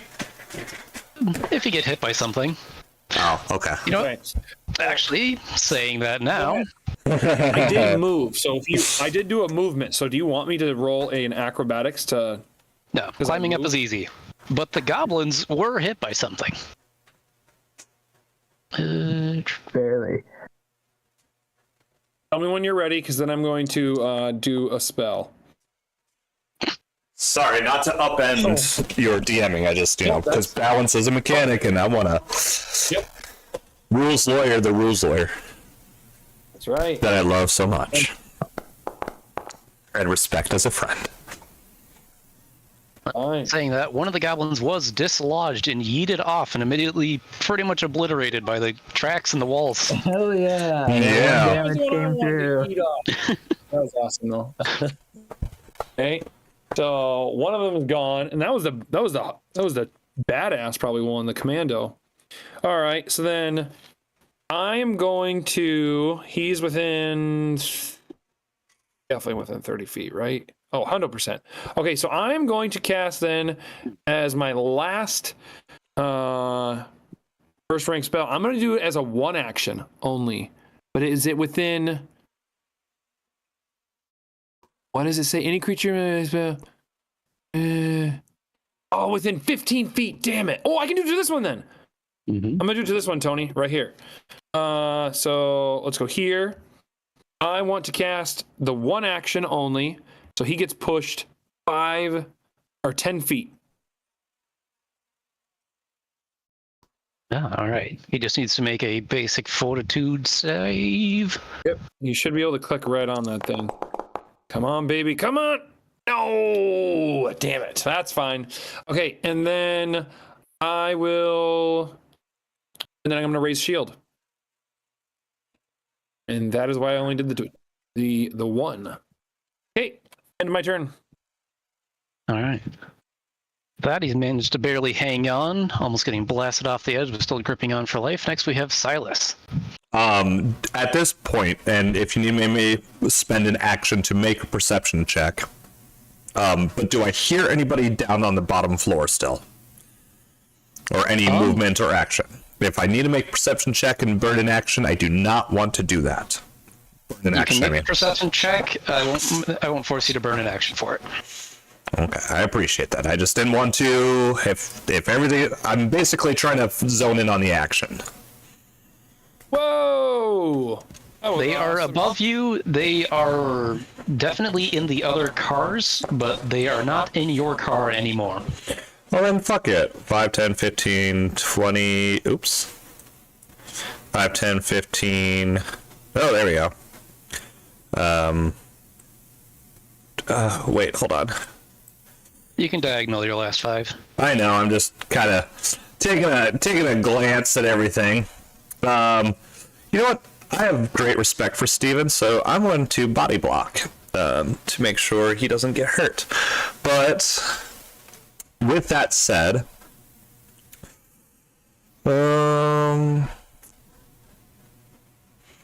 no, I'll just keep it real. I'm going to slap this goblin in front of me with a normal strike. Oh my god. Mouse, will you figure it out? With a 26. Yeah. Nice, Maddie. Well, that's a critical. That is a critical. Holy Jesus. What? Is he dead? Yes, taking your So What are all of those? Oh, you have deadly. That's why. yes, please describe this to us. So what do you do to this little goblin? I imagine like it's one of those things where it's like I want to be in on the action, and I see Steven and having some great respect, knowing that like I could best the bear and the wrestler himself or the druid himself. I'm just like full sprint with the scythe, doing the doing like a whirlwind spinning deal, like, so just essentially this unfortunate goblin is just getting caught in the momentum of me running up the stairs, swinging the scythe in a 360 vertical 360 over and over as a windmill as I continue just blasting forward. And enter. Holy Jesus. Magnificent display, obliterating the goblin, leaving it. Well, on the train and on the wall that quickly passes by you. But yes, end turn as I move up towards the next goblin and the drow. Excuse me. All right, the next goblin gets its turn. 5, 10. Moving in to engage with a buddy that tased its friend off the building.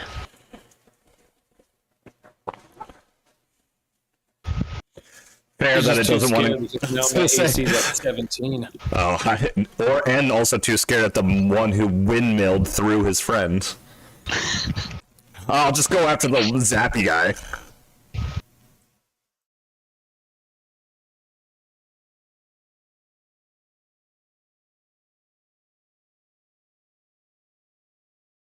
I call it thing. Let's see. Swings away with its dog slicer. Damn, good roll. I presume that still hits you, even though I have the wrong target again. I am never good at this targeting game. You gotta alt-click on the person you're gonna target before you roll it. Wait. An accurate stab, but very light for 1 damage. But you will need to make an acrobatics check to stay balanced. Fuck.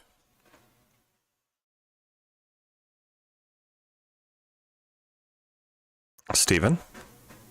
Sorry, yes. Are you falling asleep there, bud? So I was sorry, I got a text. I was reading a text. I was not paying attention the last bit. What do you need? You've been stabbed by a goblin. Make a reflex check so you don't fall off the train.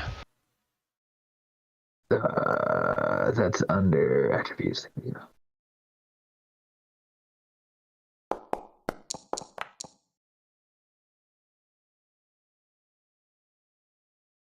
Did I make it? 15 will do. Hell yeah.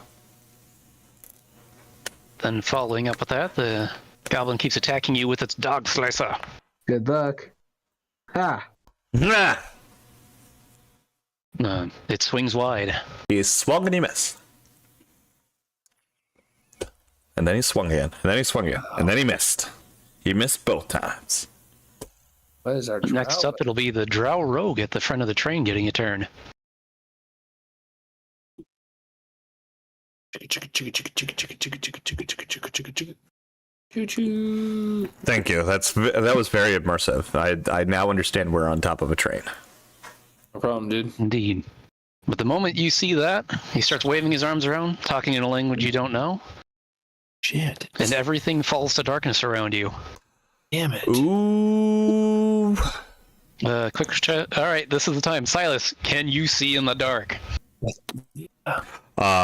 Little do you know, I can see in low light. You're looking for dark vision. All light, it's cast darkness, which means basically all light has left the area of effect on there. So you have been blinded. Oh, yeah, well, So, that sucks for Technically, him. for rules-wise, Tony, I could not, if I needed line of sight, I could not target the drow then, could I? Correct. Light cannot pass through. So you can't see him, but you can target the square you last saw him in. Right, but I mean, if it was like going to be, most of my spells I think are like single targets. None of them are AoEs. So I would agree. If it was an AoE, probably could do that. Like I think telekinetic rend, I could do it. That's an AoE, but like things like projectile, I don't think I could because I need AC. Well, you could shoot you can shoot through the darkness at where the last time you saw the creature, and then you still roll that 50-50 of whether you were going to hit him or not if he was still in that occupied square. Do I? Okay. Okay. I believe that's how it works, but for the moment, that's how I'm ruling how it works. Fair enough. I'd be cool with that then. Yeah, I mean, think of like when like the lights go out and you got all the, oh, where do they go? And they're all machine gun around, and it's like they're missing because the creature's obviously moving. You're right. True that. Fair enough. As was evidenced in the great 2018 movie Venom, starring Tom Hardy. That is Ryan's favorite movie. But next up, it is Steven's turn. All right. First off, I gotta get Frank in the action. If it makes a difference to you, you can order him from here. Just tell me what he needs to do, and I'll get him to you. Can he come up to me in his. I can't remember what his range is. I think it's more than 20 or speed. I mean, I think it's more than 25 feet, but I can't remember what it is. It takes him 15 feet to get there, so however much further he has, he has. I can't see. Wait. I think I can. He. Wait. It is right next biography. to you? 35. Oh wow. Okay, yeah. He's moved 15 feet. He has 20 left. But yeah, he hears your whistling command and manages to paw his way up the side of the car. All right. Then. 20, 25. 30. Just have him. Can he go right there? That space. All right. So Frank, click on him. He's gonna take a swipe at that guy.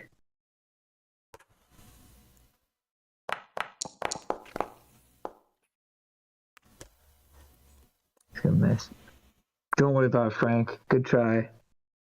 Oh, I thought that was Steven measuring his run like distance. I'm like, Steven, you don't have the long legs anymore. Will smack this dude. Oh wait, let me target him.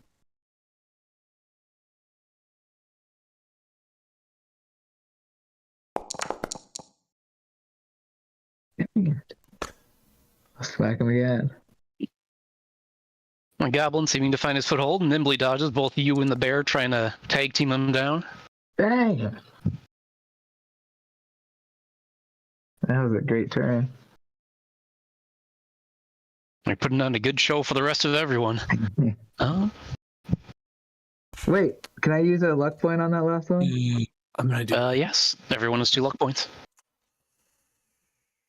Oh, would Silas do it? Oh, Silas would do it. Did that hit? I'll take it up to 15. You are shy by 1.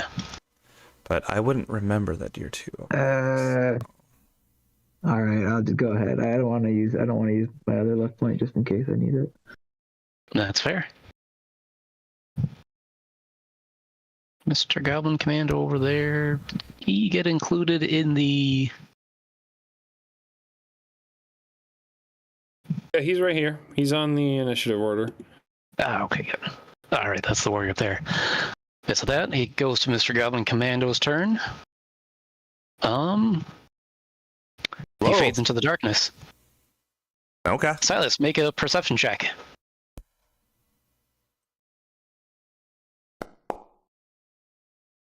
Yeah. What do my vampire eyes see? You more so hear, but it sounds like the goblin is striking a match or something of a nature, and he's lit something on fire, and then you hear him scuttle around you, and it seems he may have gone back into the lower section of the cab. That's fine. Does I have a question for the rules lawyer and the DM. When something says it has range, like emanation, for instance, is that only horizontal, or does it apply it in like a spherical, vertical as well? Tony, that's going to be up to let you decide on that. If it says it emanates in a range, presume that range is both vertical and horizontal. Good. That, I mean, I shouldn't say it like that, but thank you for that clarification. Yeah, in the rare instances that we are dealing with 3D combat, yes, it is an area of all dimensions. It's a sphere, not a circle. Yes. That is fair. I am sorry for everybody below me. Continue. Sorry for everyone below me. We're into another round with Nate Gray at the top. Okay, so I have 1 round left. I need to take off. How do I take off the shield? There you go. I no longer have shield raised. Okay, so I am very excited to do this, and let's hopefully not fuck it up. So I am exactly within 60 feet of this drow. I am going to, target them. I am going to cast telekinetic.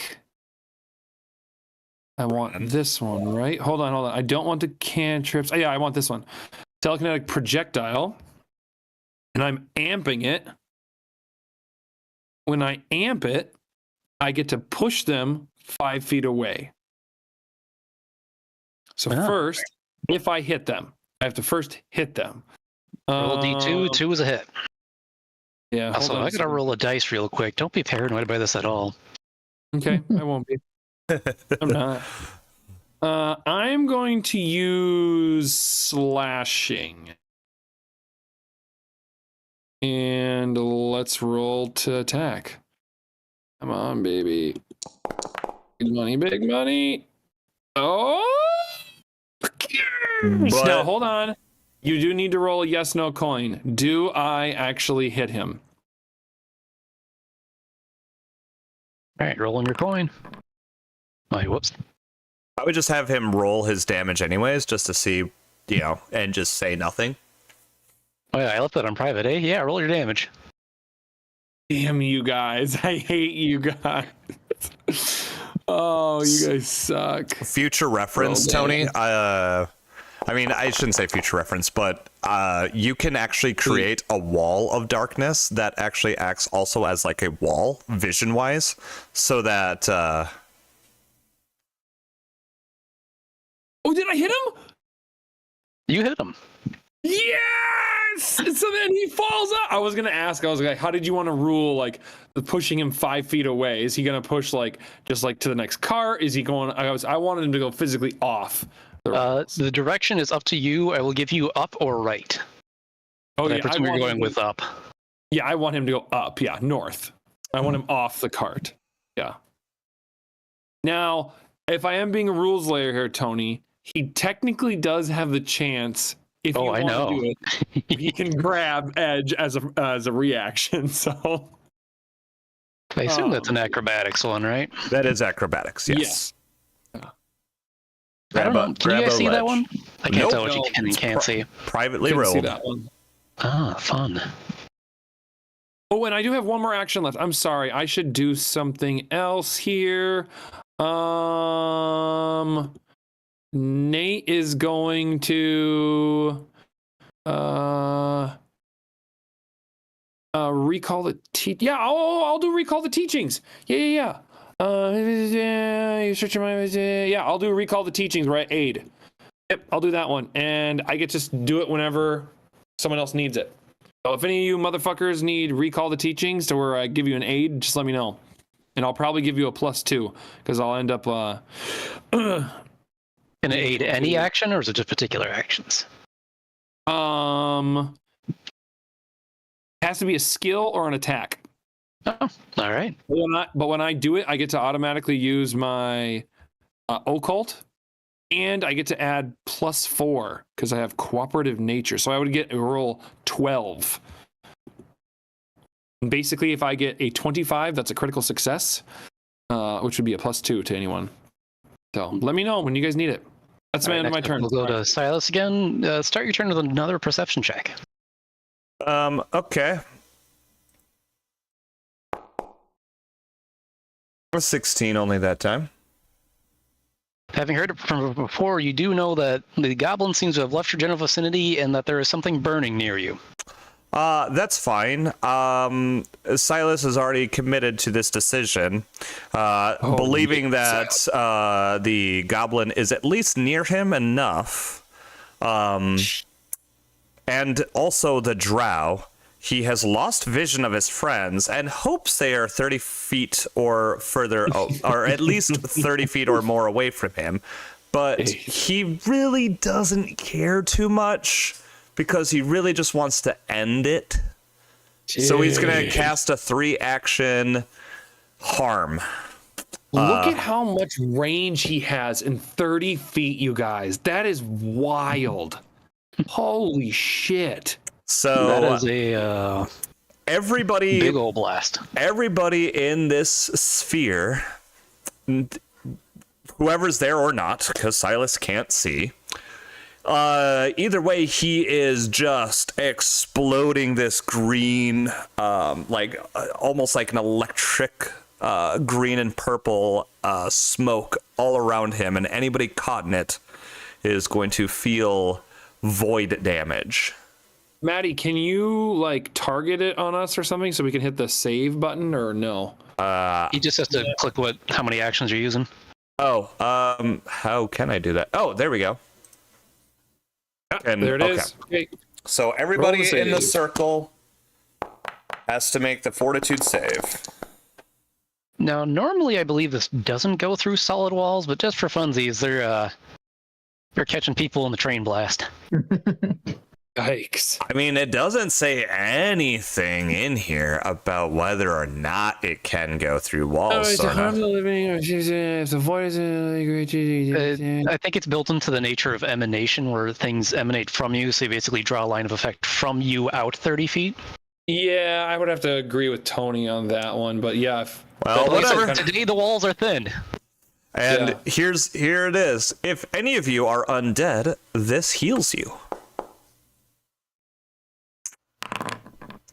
Only- But hold on. And I'm not trying to be mean to my friends. God damn. Bastard. Okay, that's fine. So 6 or 3 damage. So 3 damage. I'll just go ahead and go with Wait, first. what? We take 3 damage only. Ryan. Oh. But whoever failed does take 6 damage. Oh, I guess you're about to see a bunch of fun little things pop up. Sorry. That's all right. It'll lead to what's that phrase? Dramatic tension, suspension. Nice. I am suspensed in my Damn, Maddie. tension. That was good. Yeah. I honestly didn't want to do this because I know I'd hurt you guys, but then I thought about it and I was like, what would an evil character do? He wouldn't care if it might hit his friends. He would just kind of hope it doesn't. All right, Maddie, can you get rid of that emanation or no? Yes, sorry. Delete. There you go. How'd you do that? What did you have to do? You click on the square that gets pulled up when you draw it and then hit the delete button. Okay. Did you have to have the Wait. measuring tool? Yeah, you use the measuring tool and then you click on for me, for instance, it's the circle template and I draw it and then inside of that square, since it was circled on me, I just click on it and delete it. I can do that for a cone, so I can do it like that.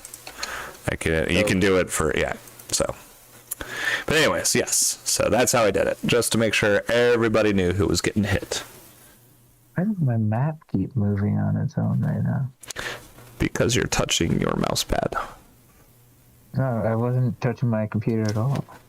Your computer, it's touching itself then. Man, Tony's just over here playing all by himself. In a brief moment of revelation, you feel your pain inflicting a number of things around you, below you, and also in the cabinet to your east and below you. That's fair. So I'll give you at least that information, so you know you're hurting things. I mean, I like to know I'm hurting things. I still can't fucking see.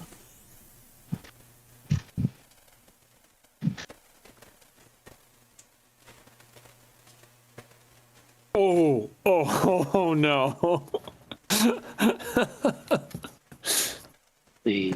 I mean, it's expected.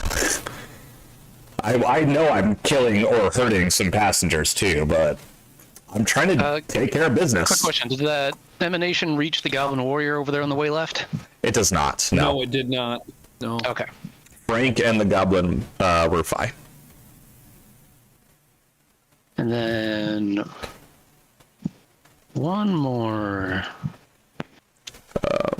Did that actually show that I used my spell or no? Ooh. All right. Maddie, how many harm spells do you get in a day? 4 currently. So let's see. So if he critical fails in that one, they take 12 damage then? Yes, critical failure, 12 damage because it's a basic save. All right, cool. With that, you've definitely left your mark on this train, gouging holes and all sorts of necromantic damage into the life and structure around you. Oh, the day's work. As all Silas feels, he feels no true remorse about what he's done. In fact, he feels like he's done a lot of good in his mind. If Silas. Not good. You might have hurt others. good, got it. Then the Goblin Warrior goes. I just know if the Drow Rogue is still alive too. Fuck. Indeed, at the very least, Silas, you're able to tell that the rogue is alive and still somewhere because he kind of felt the pull of you eating its life force. But the goblin starts swinging away with the dog slicer. Well, there was a drow fighter too. Uh-oh.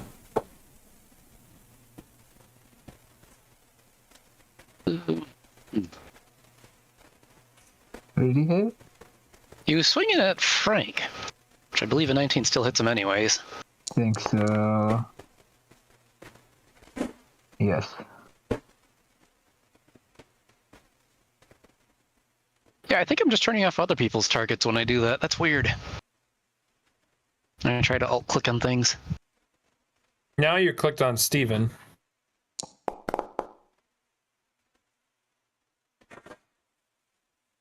Nice try.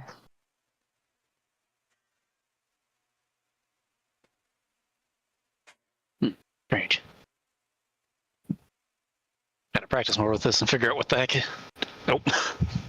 Ooh. For fun, have Frank give me an athletics test real quick.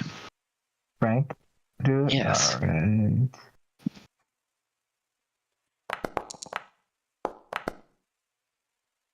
Oh, Damn it. Ah, okay. The goblin overstreaches, almost jumping on top of the bear, but the bear fails to toss the goblin off. But no, they managed to resolve their little situation by failing so miserably both ways that they just kind of end back where they started.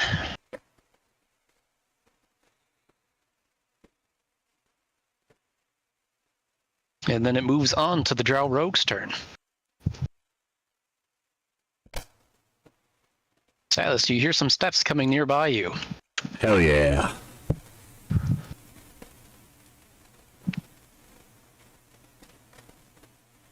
I'm going to invite it closer. Come get some.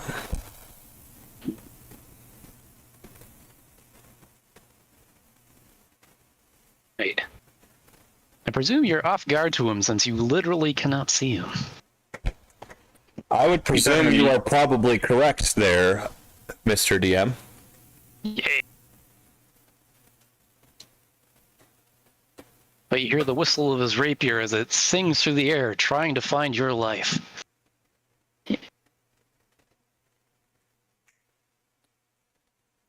I bet you can't. Ha!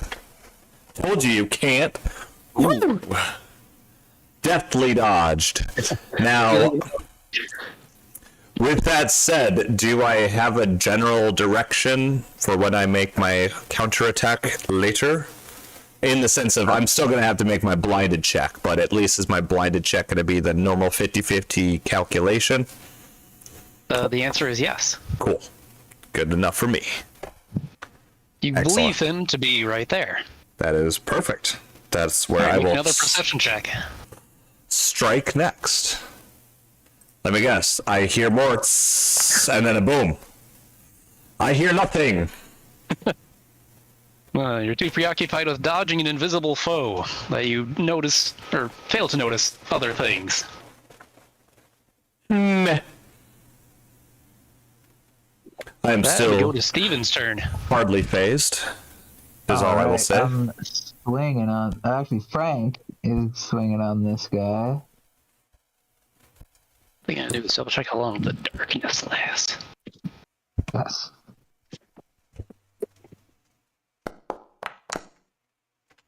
Can't believe I was just about to ask if the drow needed to make a blindness check, and then I realized, no, doy.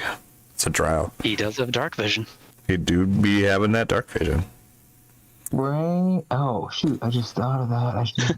Oh well. And with that blow, Frank? Frank obliterates the goblin finally.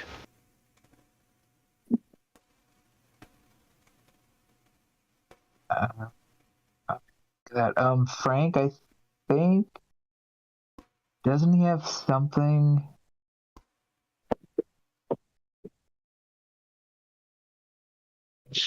Yes, he has acute scent.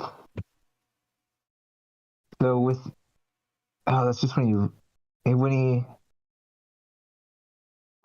Is it really adorable? He has a 30-foot imprecise scent. can he scent the drow from here? His current location, he does not smell the drow. But we know that the drow is somewhere in this darkness, right? Indeed. But you know, though, the drow is not within 30 feet of him. All right. If you want, you can have him roll a perception check as he sniffs the air again. Yeah. With imprecise sense, Rhyme, Yes. the closest that Frank can get is turning them from undetected to hidden, which means he would still get, at least he knows what square he's in, but he can't, but it still act like he's like 50-50 chance of missing him, which is still better than not knowing at all. Oh, sorry, that was a Steven perception check, not a Frank perception check. There's a Frank perception check. It's gonna be worse. I mean, or you could just, it's worse. It's enough to beat him that time. The bear's kind of scenting, and like he kind of gives you whatever equivalent of your bear signalese is to tell you that it is somewhere in this direction. All right.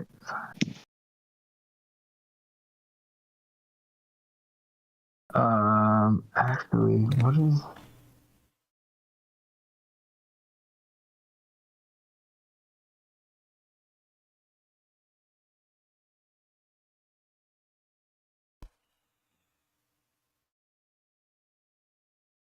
All right.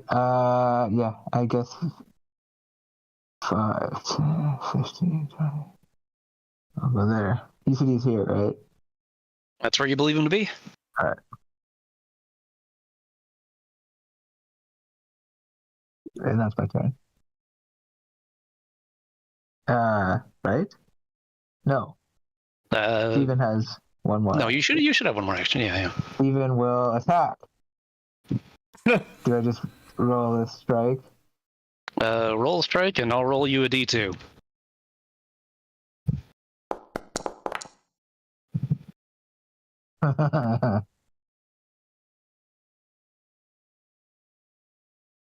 I don't know if that's actual. I don't know what their AC is. I don't know if that's actually a critical miss or not. But You swing into the air, not finding anything. Whether you missed or you missed because you can't see shit, you're not certain. Okay. But either way, you didn't connect with anything. got it.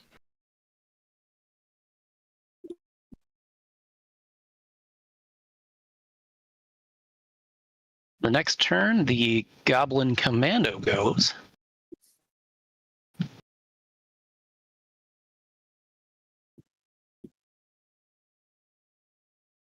Can't see this particular token. Don't yell at me, Foundry. Dare you? All right, so I don't know if I can do anything. You gotta believe in yourself, man. Well, I have a certain ancestry that I am that has something to do with holiness, and I was wondering if there's a light thing, which I don't think I can, but you might be able to, Ryan, counteract the darkness spell. Oh yeah, I got lit. I forgot about that. Maybe I should use that instead of swinging. I think you can count. Yeah, I But- think you can counteract it. Are you sure? Because I feel like it's a magical darkness, if I remember right, or something like. Right, but if he casts light, he would effectively, he has to do a counteract check, is what it is. I So have to double. It says you create a shroud of darkness that prevents light from penetrating or emanating within the area. Light does not enter the area, and because it's a magical source. Correct. So this also suppresses magical light of your darkness spell's rank or lower. So if your light's stronger than his light, it'll shine through, and if not, it'll be suppressed. which makes sense because you're a level. His was a level 2 spell. Yours is probably a level 1 spell, light spell. It's a cantrip, I think. So I don't know. So- Ryan, you hear some skittering steps coming up towards you, and you barely hear the swing of a goblin as he tries to chop you through the darkness, but he fails to go through your armor both times. But you now know there's a idiot. goblin on your left trying to stab you. Okay. So I'm flanked? Yes. Potentially? You're, Oh, no. at the very least, you're off guard because you're fighting an invisible opponent. That's true. But so is that opponent if they can't see you. Ah, but you know what goblins can do? Do you know what gnomes can do? Wait, can gnomes see in the dark? No, he has a little light. I don't have dark vision. Ah, the one time no one in the party has dark vision. I was gonna be like, wait, I have dark vision. Can I see in the dark? And then I was like, oh wait, I don't think I do have dark vision actually for once in my. I was gonna But say, we go up to Nate Gray at the start of the turn again. did everyone in the Hunters Guild have dark vision? I'm pretty sure I didn't. Well, that's right. You were the only one who didn't. Everybody else did. That's right. That's what it was. That was the problem. 403. I'm honestly trying to see if there's any way to counteract Dispel, darkness. dispel. If you have that. Yeah, dispel, but I don't have that. No, not at this level. Just Yeah, go math route and just attack everything that's in the darkness so that Yeah, you hit it. exactly. I mean, I could just do some telekinetic rend and just. I mean, you pull a Phyllis and you just attack all the area. Well, I mean that Yeah. is what Ryan just said, but whatever. Oh, yeah. I'm sorry. I'm sorry. So I do have one more of those left, and at this point I am now technically stupefied. Yeah. Yeah. So kind of a big deal. Hold on a second here. Unleash the psyche. I want to see what this does. Am I stupefied? What am I stupefied? How long? Stupefied 1 for 2 rounds. Got it. Okay. So I need to go on to that. Where is stupid? Stunned. Stupefied! There you go. Okay, so I am stupefied. Have that for 2 rounds. Damn. What the fuck am I gonna do? No, I don't want that shit. Yeah, I'm gonna try and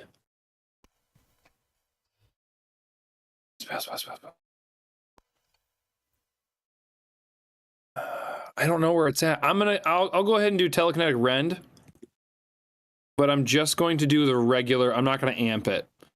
So let's go ahead and do slashing. Now, how do I? Okay, place 5-foot burst. Are you guys able to see where I'm placing this right now? Nope. Not until you put it down on the ground.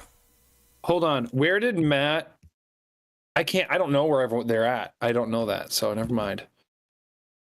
Yeah, you just have to. Well, do I know what square they're in or no? No. You Where they've been couldn't. swinging? They've been swinging. You personally don't know where they are. We're in the There dark. is an idea of where the drow is. The So gnome am I metagaming? kind of knows where the goblin is. Am I metagaming if I'm putting my blast around here-ish? I think that's fine. Okay. Then I'm gonna put my blast around here. Well, Just you- start blasting. All right. Too bad that's not the side that the drow is on, but whatever. Damn it. You start blasting into the darkness. Nothing happens. Nothing you can tell. Damn it. Okay. That's my wait, that was that. One action.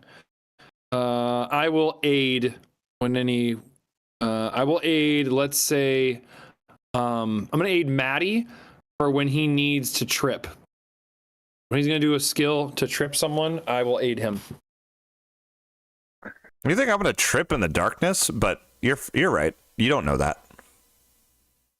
Don't know that. I don't. You don't know that I don't know that you don't know yet. Silas, do your perception check. First off and foremost, while I'm making this perception check, actually, you know what? It'll be answered with this. 16. 16. And just for funsies, you.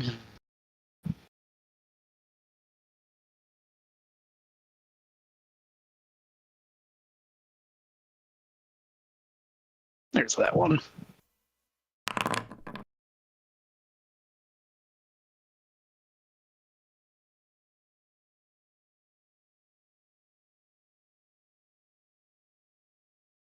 You're making me nervous with all of those mouse movements there, DM. Yeah, it's maybe being silly and hitting the attributes instead of the skills buttons. Oh, okay. You have an idea that there is at least 2 people around you, or like, let me say 3 people around you, and that they are all below you in a line to the left. Oh, so there's was the one that I heard. God damn it, mouse. Was the one that And of course the. Yeah, was the drow that I thought that swung at me, was he, not to say if he moved or not, but was he near me, like on my level? So when they stabbed at you, it was absolutely from right here. Okay. You can tell because they're trying to kill you. You can't see them, but you can at least tell that. Well, After right. that, it seems they moved instead of trying to attack you again. Okay. And now they're one of the 3 things below you. Okay. And yes, you also still hear the thing burning merrily away from right there. Yes, your turn. Yes, I do know. In the sense of,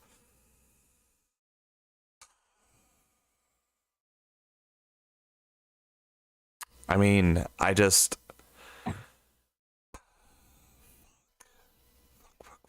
can't see. I don't want to risk running off the train accidentally because I can't see. I don't have any spells that I can see not of. I heard the drow leave me, but they are next to me. Do I hear Steve near me? You can make an educated guess that Steve is one of the 3 people in that line. Well, let me ask it this way. Did Steve make a sound when he ran up and did something? Steve, what would your punch into thin air sound like? Sorry, say that again. And I'm like, ha! Okay, now hold on. I'm going to do this faithfully to myself, because here's the thing. If I think it is Steve... Oh wait, sorry. It sounded like, oh, it's me, Steve. I'm punching you, bad guy. No, you did not.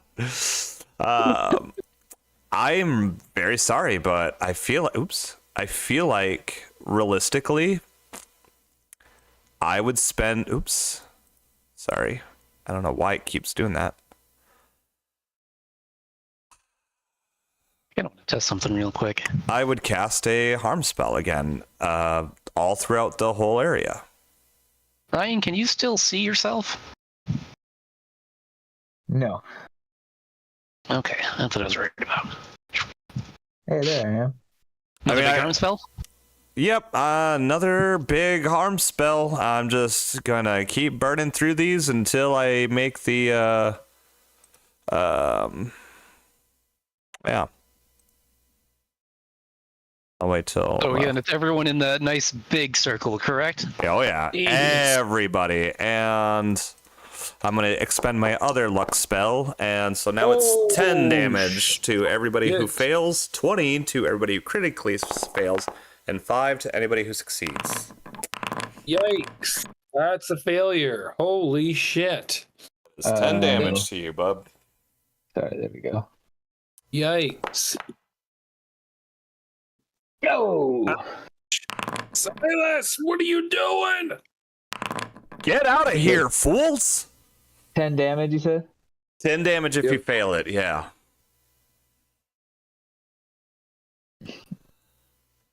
Sorry. So far, I've taken 1 damage from the enemies, and 13 damage from. So I'm gonna. This is me being as nice as I am mean. No, it totally makes sense. I'm not. I'm just. Oh no, I know you're not complaining, but I just want to point out that like Silas would personally feel like, especially after the first emanation, this very clearly green purplish electricity just emanating throughout the area, that you would avoid, right? And every 6 seconds another one has emanated. Maybe hopefully gives you guys the idea of, I'm going to keep doing this over and over again. Sorry also, but not sorry also. I love you, but they're done.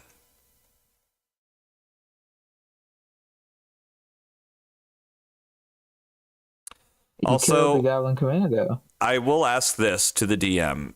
If the person who casts the spell dies, does the spell stay active? That depends on the nature of the spell. This one will stay active. Okay. If they have to like concentrate to maintain it in any way, then yes, but this one's just kind of click and fire and go. That is a good point. You are right. That's right. So yeah, for the next 24 seconds, I am just going to constantly shoot off harm. See, what round are we into? 4? It's really only round 4. Yeah, wow. okay. Yeah. It's only been 12 or 18 seconds since that darkness. Well, your magical knowledge, you know that at least it lasts for a minute, so about 10 rounds. So yeah, around 11, I believe it should fade. Correct. I mean, either way, for the next 4 rounds, not that anybody else should know this, but yes, for the next 2 more rounds, yes. I'm going to keep going. You definitely hear the bodies hit the floor around you, though.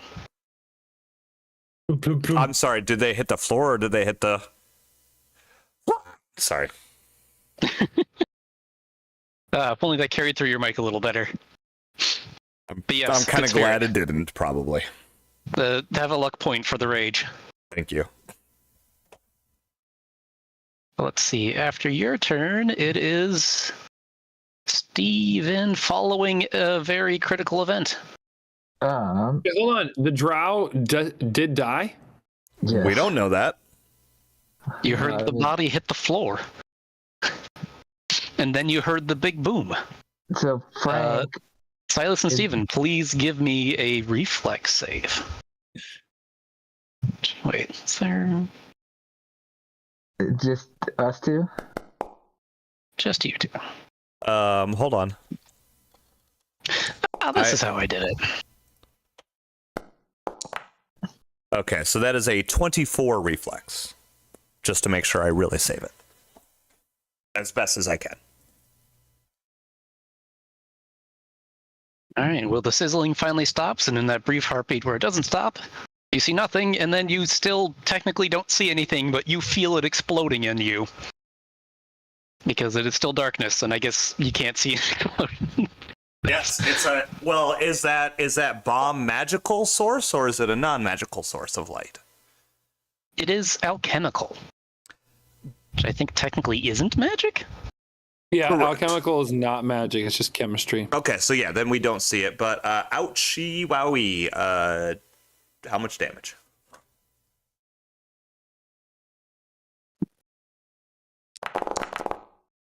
Oh my. Half that, right? Did you roll better than a 15? I rolled it. Not a critical, though. Okay, well, yes, either way, it was a 24. For 10 damage? Yikes. 9 damage, but yeah. 9 damage. Ouch. You are also... I'm not sure how to mark this, but you are on fire. For persistent 4 fire damage. Oh, no. Oh, I feel like there's a way you can hit that. Yeah, I guess I don't know. It's a bit of a funny item, so... Yeah, I feel like there's persistent. There's a module for handling persistent tasks, but You can just hit persistent damage. There's a thing on there. It's the bleed. Hit persistent damage. It's a condition on there. You guys know how to do it? I Right click can't. your character. I can't do fuck all. Oh, because I'm on the wrong thing. That's why. Okay, never mind. That's what I was trying to look for. I was like, well, I'm probably screwed. Assign status effects. Yep. And then it should say persistent damage. It looks like a heart. Wait. Oh, okay. So it's just its own little category. Where it is? Interesting. Is it Where- 1d? Oh, What- I can do that. What is it? That's neat. 1D It is what? 4 burning damage. Or fire. 1d4 or just 4? Just flat 4. Oh shit! With a DC fire. of 15? 15. Save. Okay. So does it deal that damage immediately, or Yep. just at the start of their turn? At the start. Okay. At the, Well, it right. It end of the changes turn. it to me on fire. That's a cool little. Oh, how'd you do that? That's cool. I just did persistent damage, and when Yeah. I changed it to fire, it changed it to that automatically. Yeah, that's just Oh wait, so wait, when you clicked on that, it you get the oh, option oh, to that's choose cool. which damage it is. Yeah, and then this no different way! icons. That's cool as shit. Oh, that's fun. If you mouse over it in the top right, you can see like it has the click to do the flat check. My question is, does heal/harm cure persistent damage effects? So, with persistent damage, the way you can get it away is either is by either doing some sort of action, Like stop, And- drop, rolling. correct, and then Tony can rule when it's your next like flat check, you can add a bonus to it. Normally it's just a flat check, but if you stop, drop, and roll, Tony can be like, all right, you get a +2 to the next one. Or if you do something like jump in a lake, Tony could be like, all right, you're completely done. There's no way that the fire is still on you. But again, that's more at GM discretion for that stuff. So either way, the answer if to my you're- question was no. A harm to a undead would not cure my persistent damage. Correct. Yeah. Yes. No, harm is not going to do it. The only way you can end a persistent like bleed, you could end persistent bleed by getting 100 like all the way full health, but that's not going to matter for like acid, electricity persistent, or fire persistent. That's not going to do that. Yeah. All right. Sorry for the long-winded explanation. Whose turn is it? It is Stevens.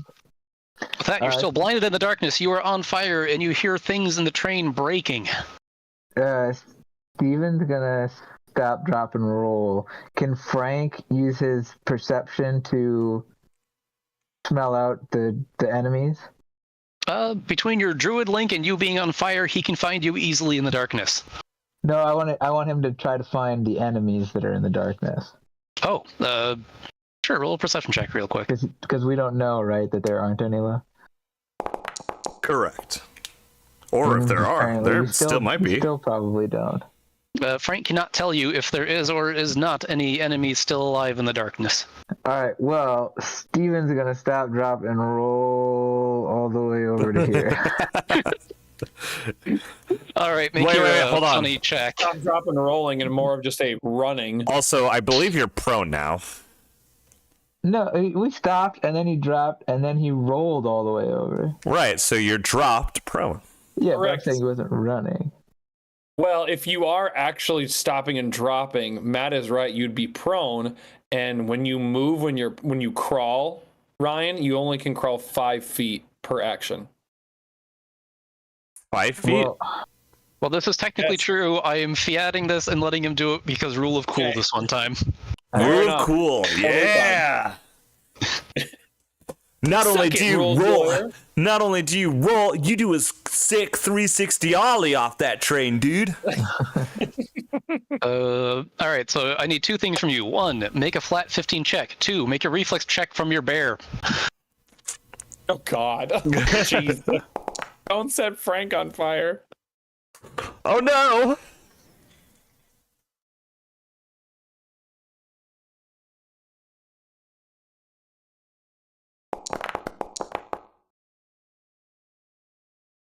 Yes, your bear is able to hop over you as you emerge from the darkness, a flaming rolling ball. But unfortunately, it was not enough to extinguish you. I believe you and Frank both have one action each left. Well, is going prone, is that an action or is that a It's more of a free action to just drop. it's free action? Frank is Steven's gonna stand up. That'll be his action. Mm-hmm. And Frank's gonna try to slobber on Steven to put out the fire. All right, have him roll for it. What does he roll?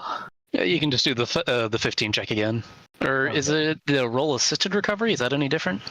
Nope, this is just a flat D20 again. I'm looking up more stuff right now. Just I'm gonna hit this button real quick and see what it does. Oh, that doesn't look good. Oh God. I didn't roll that. That wasn't me. That was me. Oh. I was seeing if it changed any of the numbers. All right, you may do your roll now. Still not great. Well, I'm afraid you're still on fire and you'll take 4 damage at the end of your turn. So don't hit anything yet. I'm gonna see if it just hurts you. Think. Yeah, it automatically did it.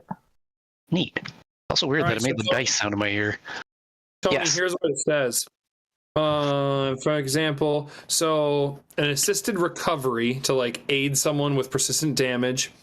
This is usually a 2-action ability. You must do something that is reasonable to improve the chances. This is up to the GM description. For example, you might try to smother a flame or wash off acid. If they do this, reduce the DC of the flat check to 10 for a particular type of help, such as dousing you in water to put out a flame. Or you could automatically end the condition due to the type of help, such as healing, blah, blah, blah. Yeah. So is Frank giving you a bear hug to smother those flames? I believe he is licking him, which is not enough moisture to put him out of fire, but it's not enough. Wait, so did it drop to 10 from me stop, dropping, and rolling also, or was that? I believe you rolled a 3 anyways. Well, that time I did, but when I rolled the first one after stop, dropping, and rolling, Yes, that was your failure to. I rolled a 10. Correct. That one wasn't assisted, though, Oh, gotcha. Okay. because you did the drop, stop, and roll first, and then he started licking you. Got it. Not because he was trying to put you out, but because you smelled like cooked meat. We're back at the start of the round with Nate Gray. You've heard the explosion. You see your friend ejected from the orb, rolling around and on fire. You hear the train braking. What do you do? Breaking as in slamming on its brakes or falling apart? I just want to It clarify. sounds like it's falling apart. It Okay. hasn't stopped yet. Sounds like it's falling apart. Okay, so all right. I am so sorry, Silas, but it looks like our friend Steven is in more dire straits than you. What? Okay, don't tell me I don't have a water skin. That's bullshit. You have a water skin. I literally do Oh, not weird. have one on me. Did I take What your the water hell? You skin? don't have one in your bag? In your backpack? No. I do have 2 water skins. Did I take a Are water you serious? Are you fucking with me right now? You literally have a water skin? skin? I think I might have taken a water skin from you for You some bastard. reason. God damn it.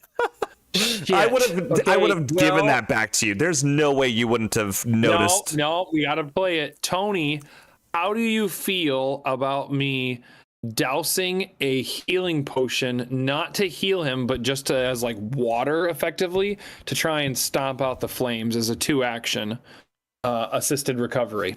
All right, first, go for it. 2, Okay. which one of your potions are you using? Yeah, I'm gonna probably go for broke. Even though I don't know if it would help or not, I'm going to use the lesser one, which is the higher one, which it's the one that is 2d8 plus 5. Again, I'm not actually trying to heal him. I'm trying to just douse the flames with it. So I just, and then Yeah, go for it. pour it on him. Okay, so I mean, I don't need to. Just roll a flat check, get a 10. Okay, so you want me to roll it, or you want Ryan to roll the flat check? I guess whichever one works for you guys. You know what? Okay. I'll have you roll it. You're doing it. Okay, I'll roll it. Okay, here we go. Let to go. Hells yeah. There you go, Ron. Patting him down, drowning him in the potion stuff, you managed to eventually put out the flames. Okay. Oh, thanks, Nate. Oh, I gotcha. Don't worry, brother.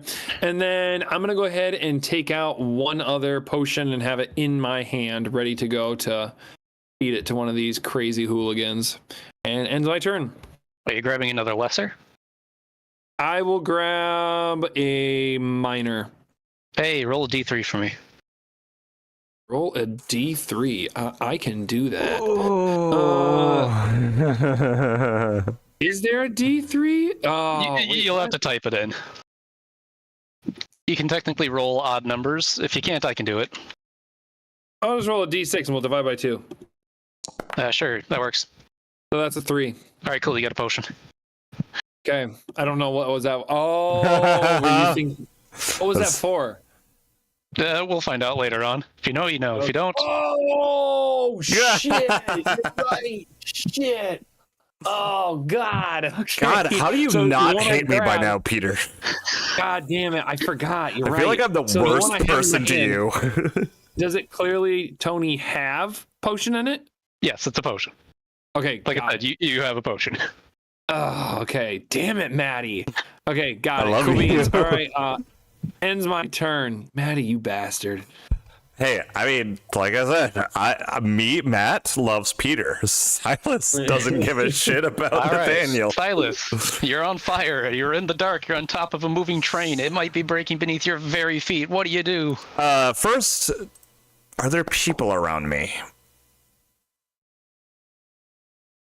Do I hear movement? Do I hear aggression? Do I hear, like, I'm readied and armed up to do my third emanation? You hear a bit of fighting from your east in the darkness. It's probably in the trains. You also hear some crazy slapping and people trying to beat a person on fire to not be on fire to your west. But You don't hear anything below you or near you. So the east, like far to the east, like more than 30 Yes. feet roughly. Okay. Fair. Then the first thing I'm going to do is I'm going to cast harm, but this time it is just going to be, oops, come on. I'm just going to cast harm on myself, which I guess I don't need to roll the... I want Wow, you to the one time I get a 10. Jesus. So heal Hey, that's pretty myself for 10. And then why did I only, there we go, 25 feet. Run out of the darkness, finally. You've escaped the darkness. Do I see anybody on the train? You see no one up there with you. Then can I get down into these carriages somehow? Looking over the side, you don't see any way you can enter in from the side, but if you can squeeze through the gap in the carts and enter in one of the doors. Then I will do that, spending the well, first I'll move the 10 feet you need me to squeeze down in Alright. there. So first, I want you to roll an acrobatics check, or athletics, I guess you can pick your poison. If you're going to let me pick my poison, I'm going to go with the better. Oh, god damn it.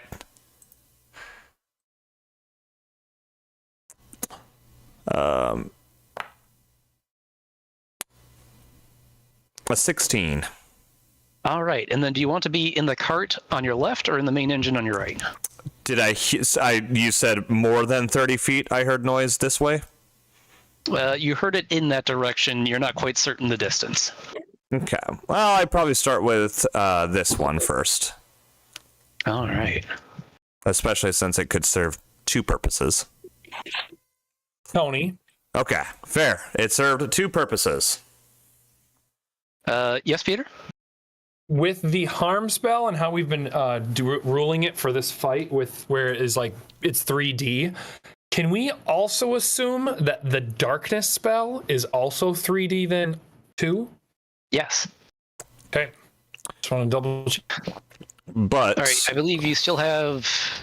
10 more feet of movement, and that is exactly what I'm going to do, is sandwich up into them. All right, you've made it into the engine of the car that seems to have more of those stone rocks you've seen from before, and also the complicated steering system that drives the train. Then you see a drow and several goblins and dwarves already engaged in a melee fight. Yes. Come here. End turn.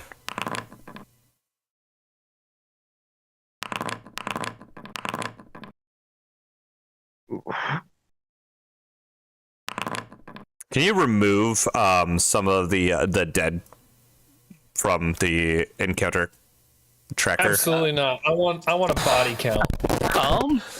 My first answer is no, because it's tallying all the experience at the moment. Oh, okay. All right. Fair is fair. But they will begin on the next round since you have surprise snuck your way in, so they won't do anything this turn. That goes to Steven.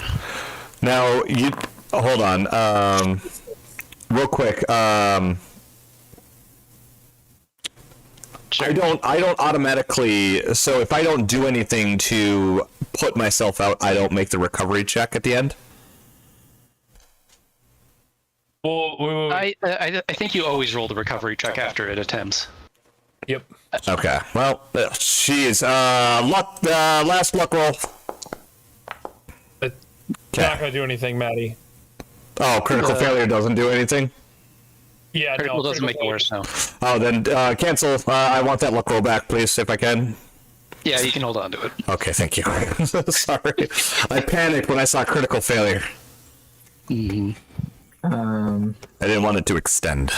Yes, Steven, you are up. You are no longer on fire. Your friends are beside you, most of them. The darkness in front of you and whatever wreckage there may be in it. Steve, if you want to, you can just take my potion in my hand. I can just heal myself. All right, no problem. I'll do that.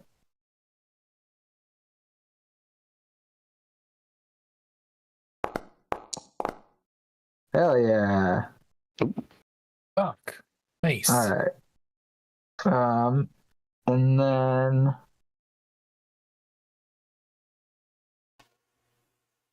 do I hear all the commotion going on up in this area, or? You can roughly hear fighting over to the front of the train. All right, I'm gonna send Frank to scout ahead. Which is 35.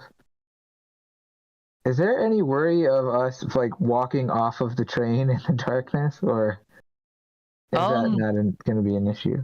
I'm not going to make it a problem. Right. Unless if you somehow get hit or something in the darkness. 30, 35. All right. Which I think so you can go almost everyone that kept getting far. missed. Have I been forgetting to do it, or is no one getting hit? I was a little bummed out, Tony. You didn't try to attack me when I raised my shield the one time, and I was like, "Come on, Tony, hit me! I got a shield up. Come on!" I rolled. I guess the only times I didn't roll when I got damaged were when Matt's things were damaging me. But would that have been I can like an impact, or would that have just been like a? It's not too far back for me to worry about it. And it's considered like a void damage, so I'd imagine it's more like internal pain, not actual forceful pain. Okay. So Frank has another 25 feet of movement, so I'm guessing he can get down into the. Yeah, have him make an athletics or acrobatics check to squeeze between the cars. Let's go athletics.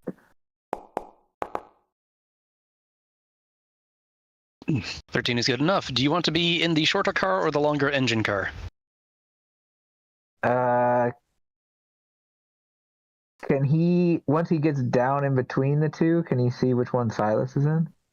Or not? Yeah, you can see that Silas left the door open behind him because I presume he didn't bother to shut it. He'll join him then. All right. And that is 5 feet to climb down, or 10, or just 5.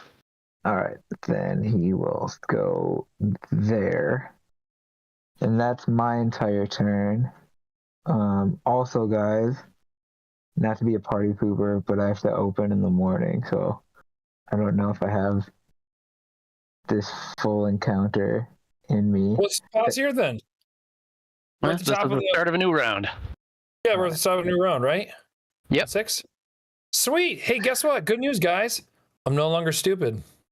Hey, No longer stupid. Well, you're no longer stupefied. There's a difference. That was brutal, dude. I guess I'll have to start with the cliffhanger. Hey, You've caught just them in the remember- engine room, and they're trying to kill the guards steering the train. Why are they here? What are they doing? Brian, I just wanted to stand that I beat off that flame of your body. So, Yeah, I do appreciate you beating me off. That was very kind of you. and you're all wet now too. You made me wet, dude. Yeah. So some nice goop all over you. All right, dope. Tony, this was good. Thank you, sir. Yeah, this has been great. So Yeah. Oh, this okay. is, Can I know, Tony? Because I'm not gonna lie, I'm really bummed I did not get to see that drow make a save. I'm assuming he completely grabbed the edge, didn't he? Yes. Damn it. Oh, I wanted to see that happen. Oh, that was cool though. I'm glad I was able to push him off. That was awesome. So do none of us have, because I'm assuming we all have low light. Does Frank just have low light too, or has he got dark vision as a bear? Frank, I actually, Steven doesn't even have low light. No, don't have does low have- light? Frank does have low light. Even you That's have wild. I think dwarves can, as like if with certain Oh, wait, I thought you were a gnome. ancestry. You're a gnome. You said dwarves. Yeah. You sorry. have low light on your character sheet. Do I? It's Yeah. hiding right underneath like perception on the left-hand side. Yeah, brother, you have low light as a gnome. Yeah, you have low light. The bear has low light and the imprecise scent. No, the bear does. Steven does. Yeah, so does the gnome. It says it right here, Ryan. Page 51. Gnome, low light vision. Well, it's not on my friggin' Pathfinder, this thing. Real It fast. should be under ancestry feats. No. Like the stats on the left side, do you see like where it says perception underneath your AC? Yeah, double click your character, your token, Ryan, Yeah. and it should be underneath perception. You see Oh. it there? Yeah, it does say it there. All right. Well, on Frank's it says it like under ancestry, so I just assumed that it would be under feats, but it's not under feats anywhere. Got it. Sorry. Oh well. All right. So yes, I guess me and Frank both have low light vision. But Maddie, eventually Frank probably will get dark vision. I'm pretty sure it's assuming when he like gets like the savage thing or whatever, Yeah. savage beast or something like that. I guess the whole party has low light vision. Wait. Yeah. Oh, did you write in the characters? Yeah, I did. Okay. I was trying to find your notes, and your whatever thing was invisible. It was like I can't do. It only sucks because I can't really write like a big paragraph. I just have to like kind of like. type shit in. So it's image still there. caption. Well, you can probably just add a page, and I would add a page that just says characters, and then do the paragraphs as Yeah, well. but it's kind of nice to like click on the character and be like, oh, what do I want to know about them, and just scroll down. So that's why I wanted to add that. I Understandably. did keep I'm a scat man, so it's still there. Thanks. For you, Ryan. I didn't So- put that. Yeah, I put the scat man. Tony, Ryan, when you get a chance, can you put the most important locations that you want us to care about, and then I'll add more descriptions for those too. Not today or anything. Yeah, no, I can add in everywhere you've been, and I'll add in some of the other significant places that should just be common knowledge. Steven, Hey, what the hell? You got rid of my note. You left Matt's Scatman note, and you got rid of my note. I did. That's fucked up, dude. also, Steven, wouldn't Nathaniel be a cool guy in your book now, since he can call you Steve? That's true. You're right. We've done so many nice things for you, dude. Beat you off and fucking Maddie. God damn it. Just That's great. But seriously though, Matt, you're being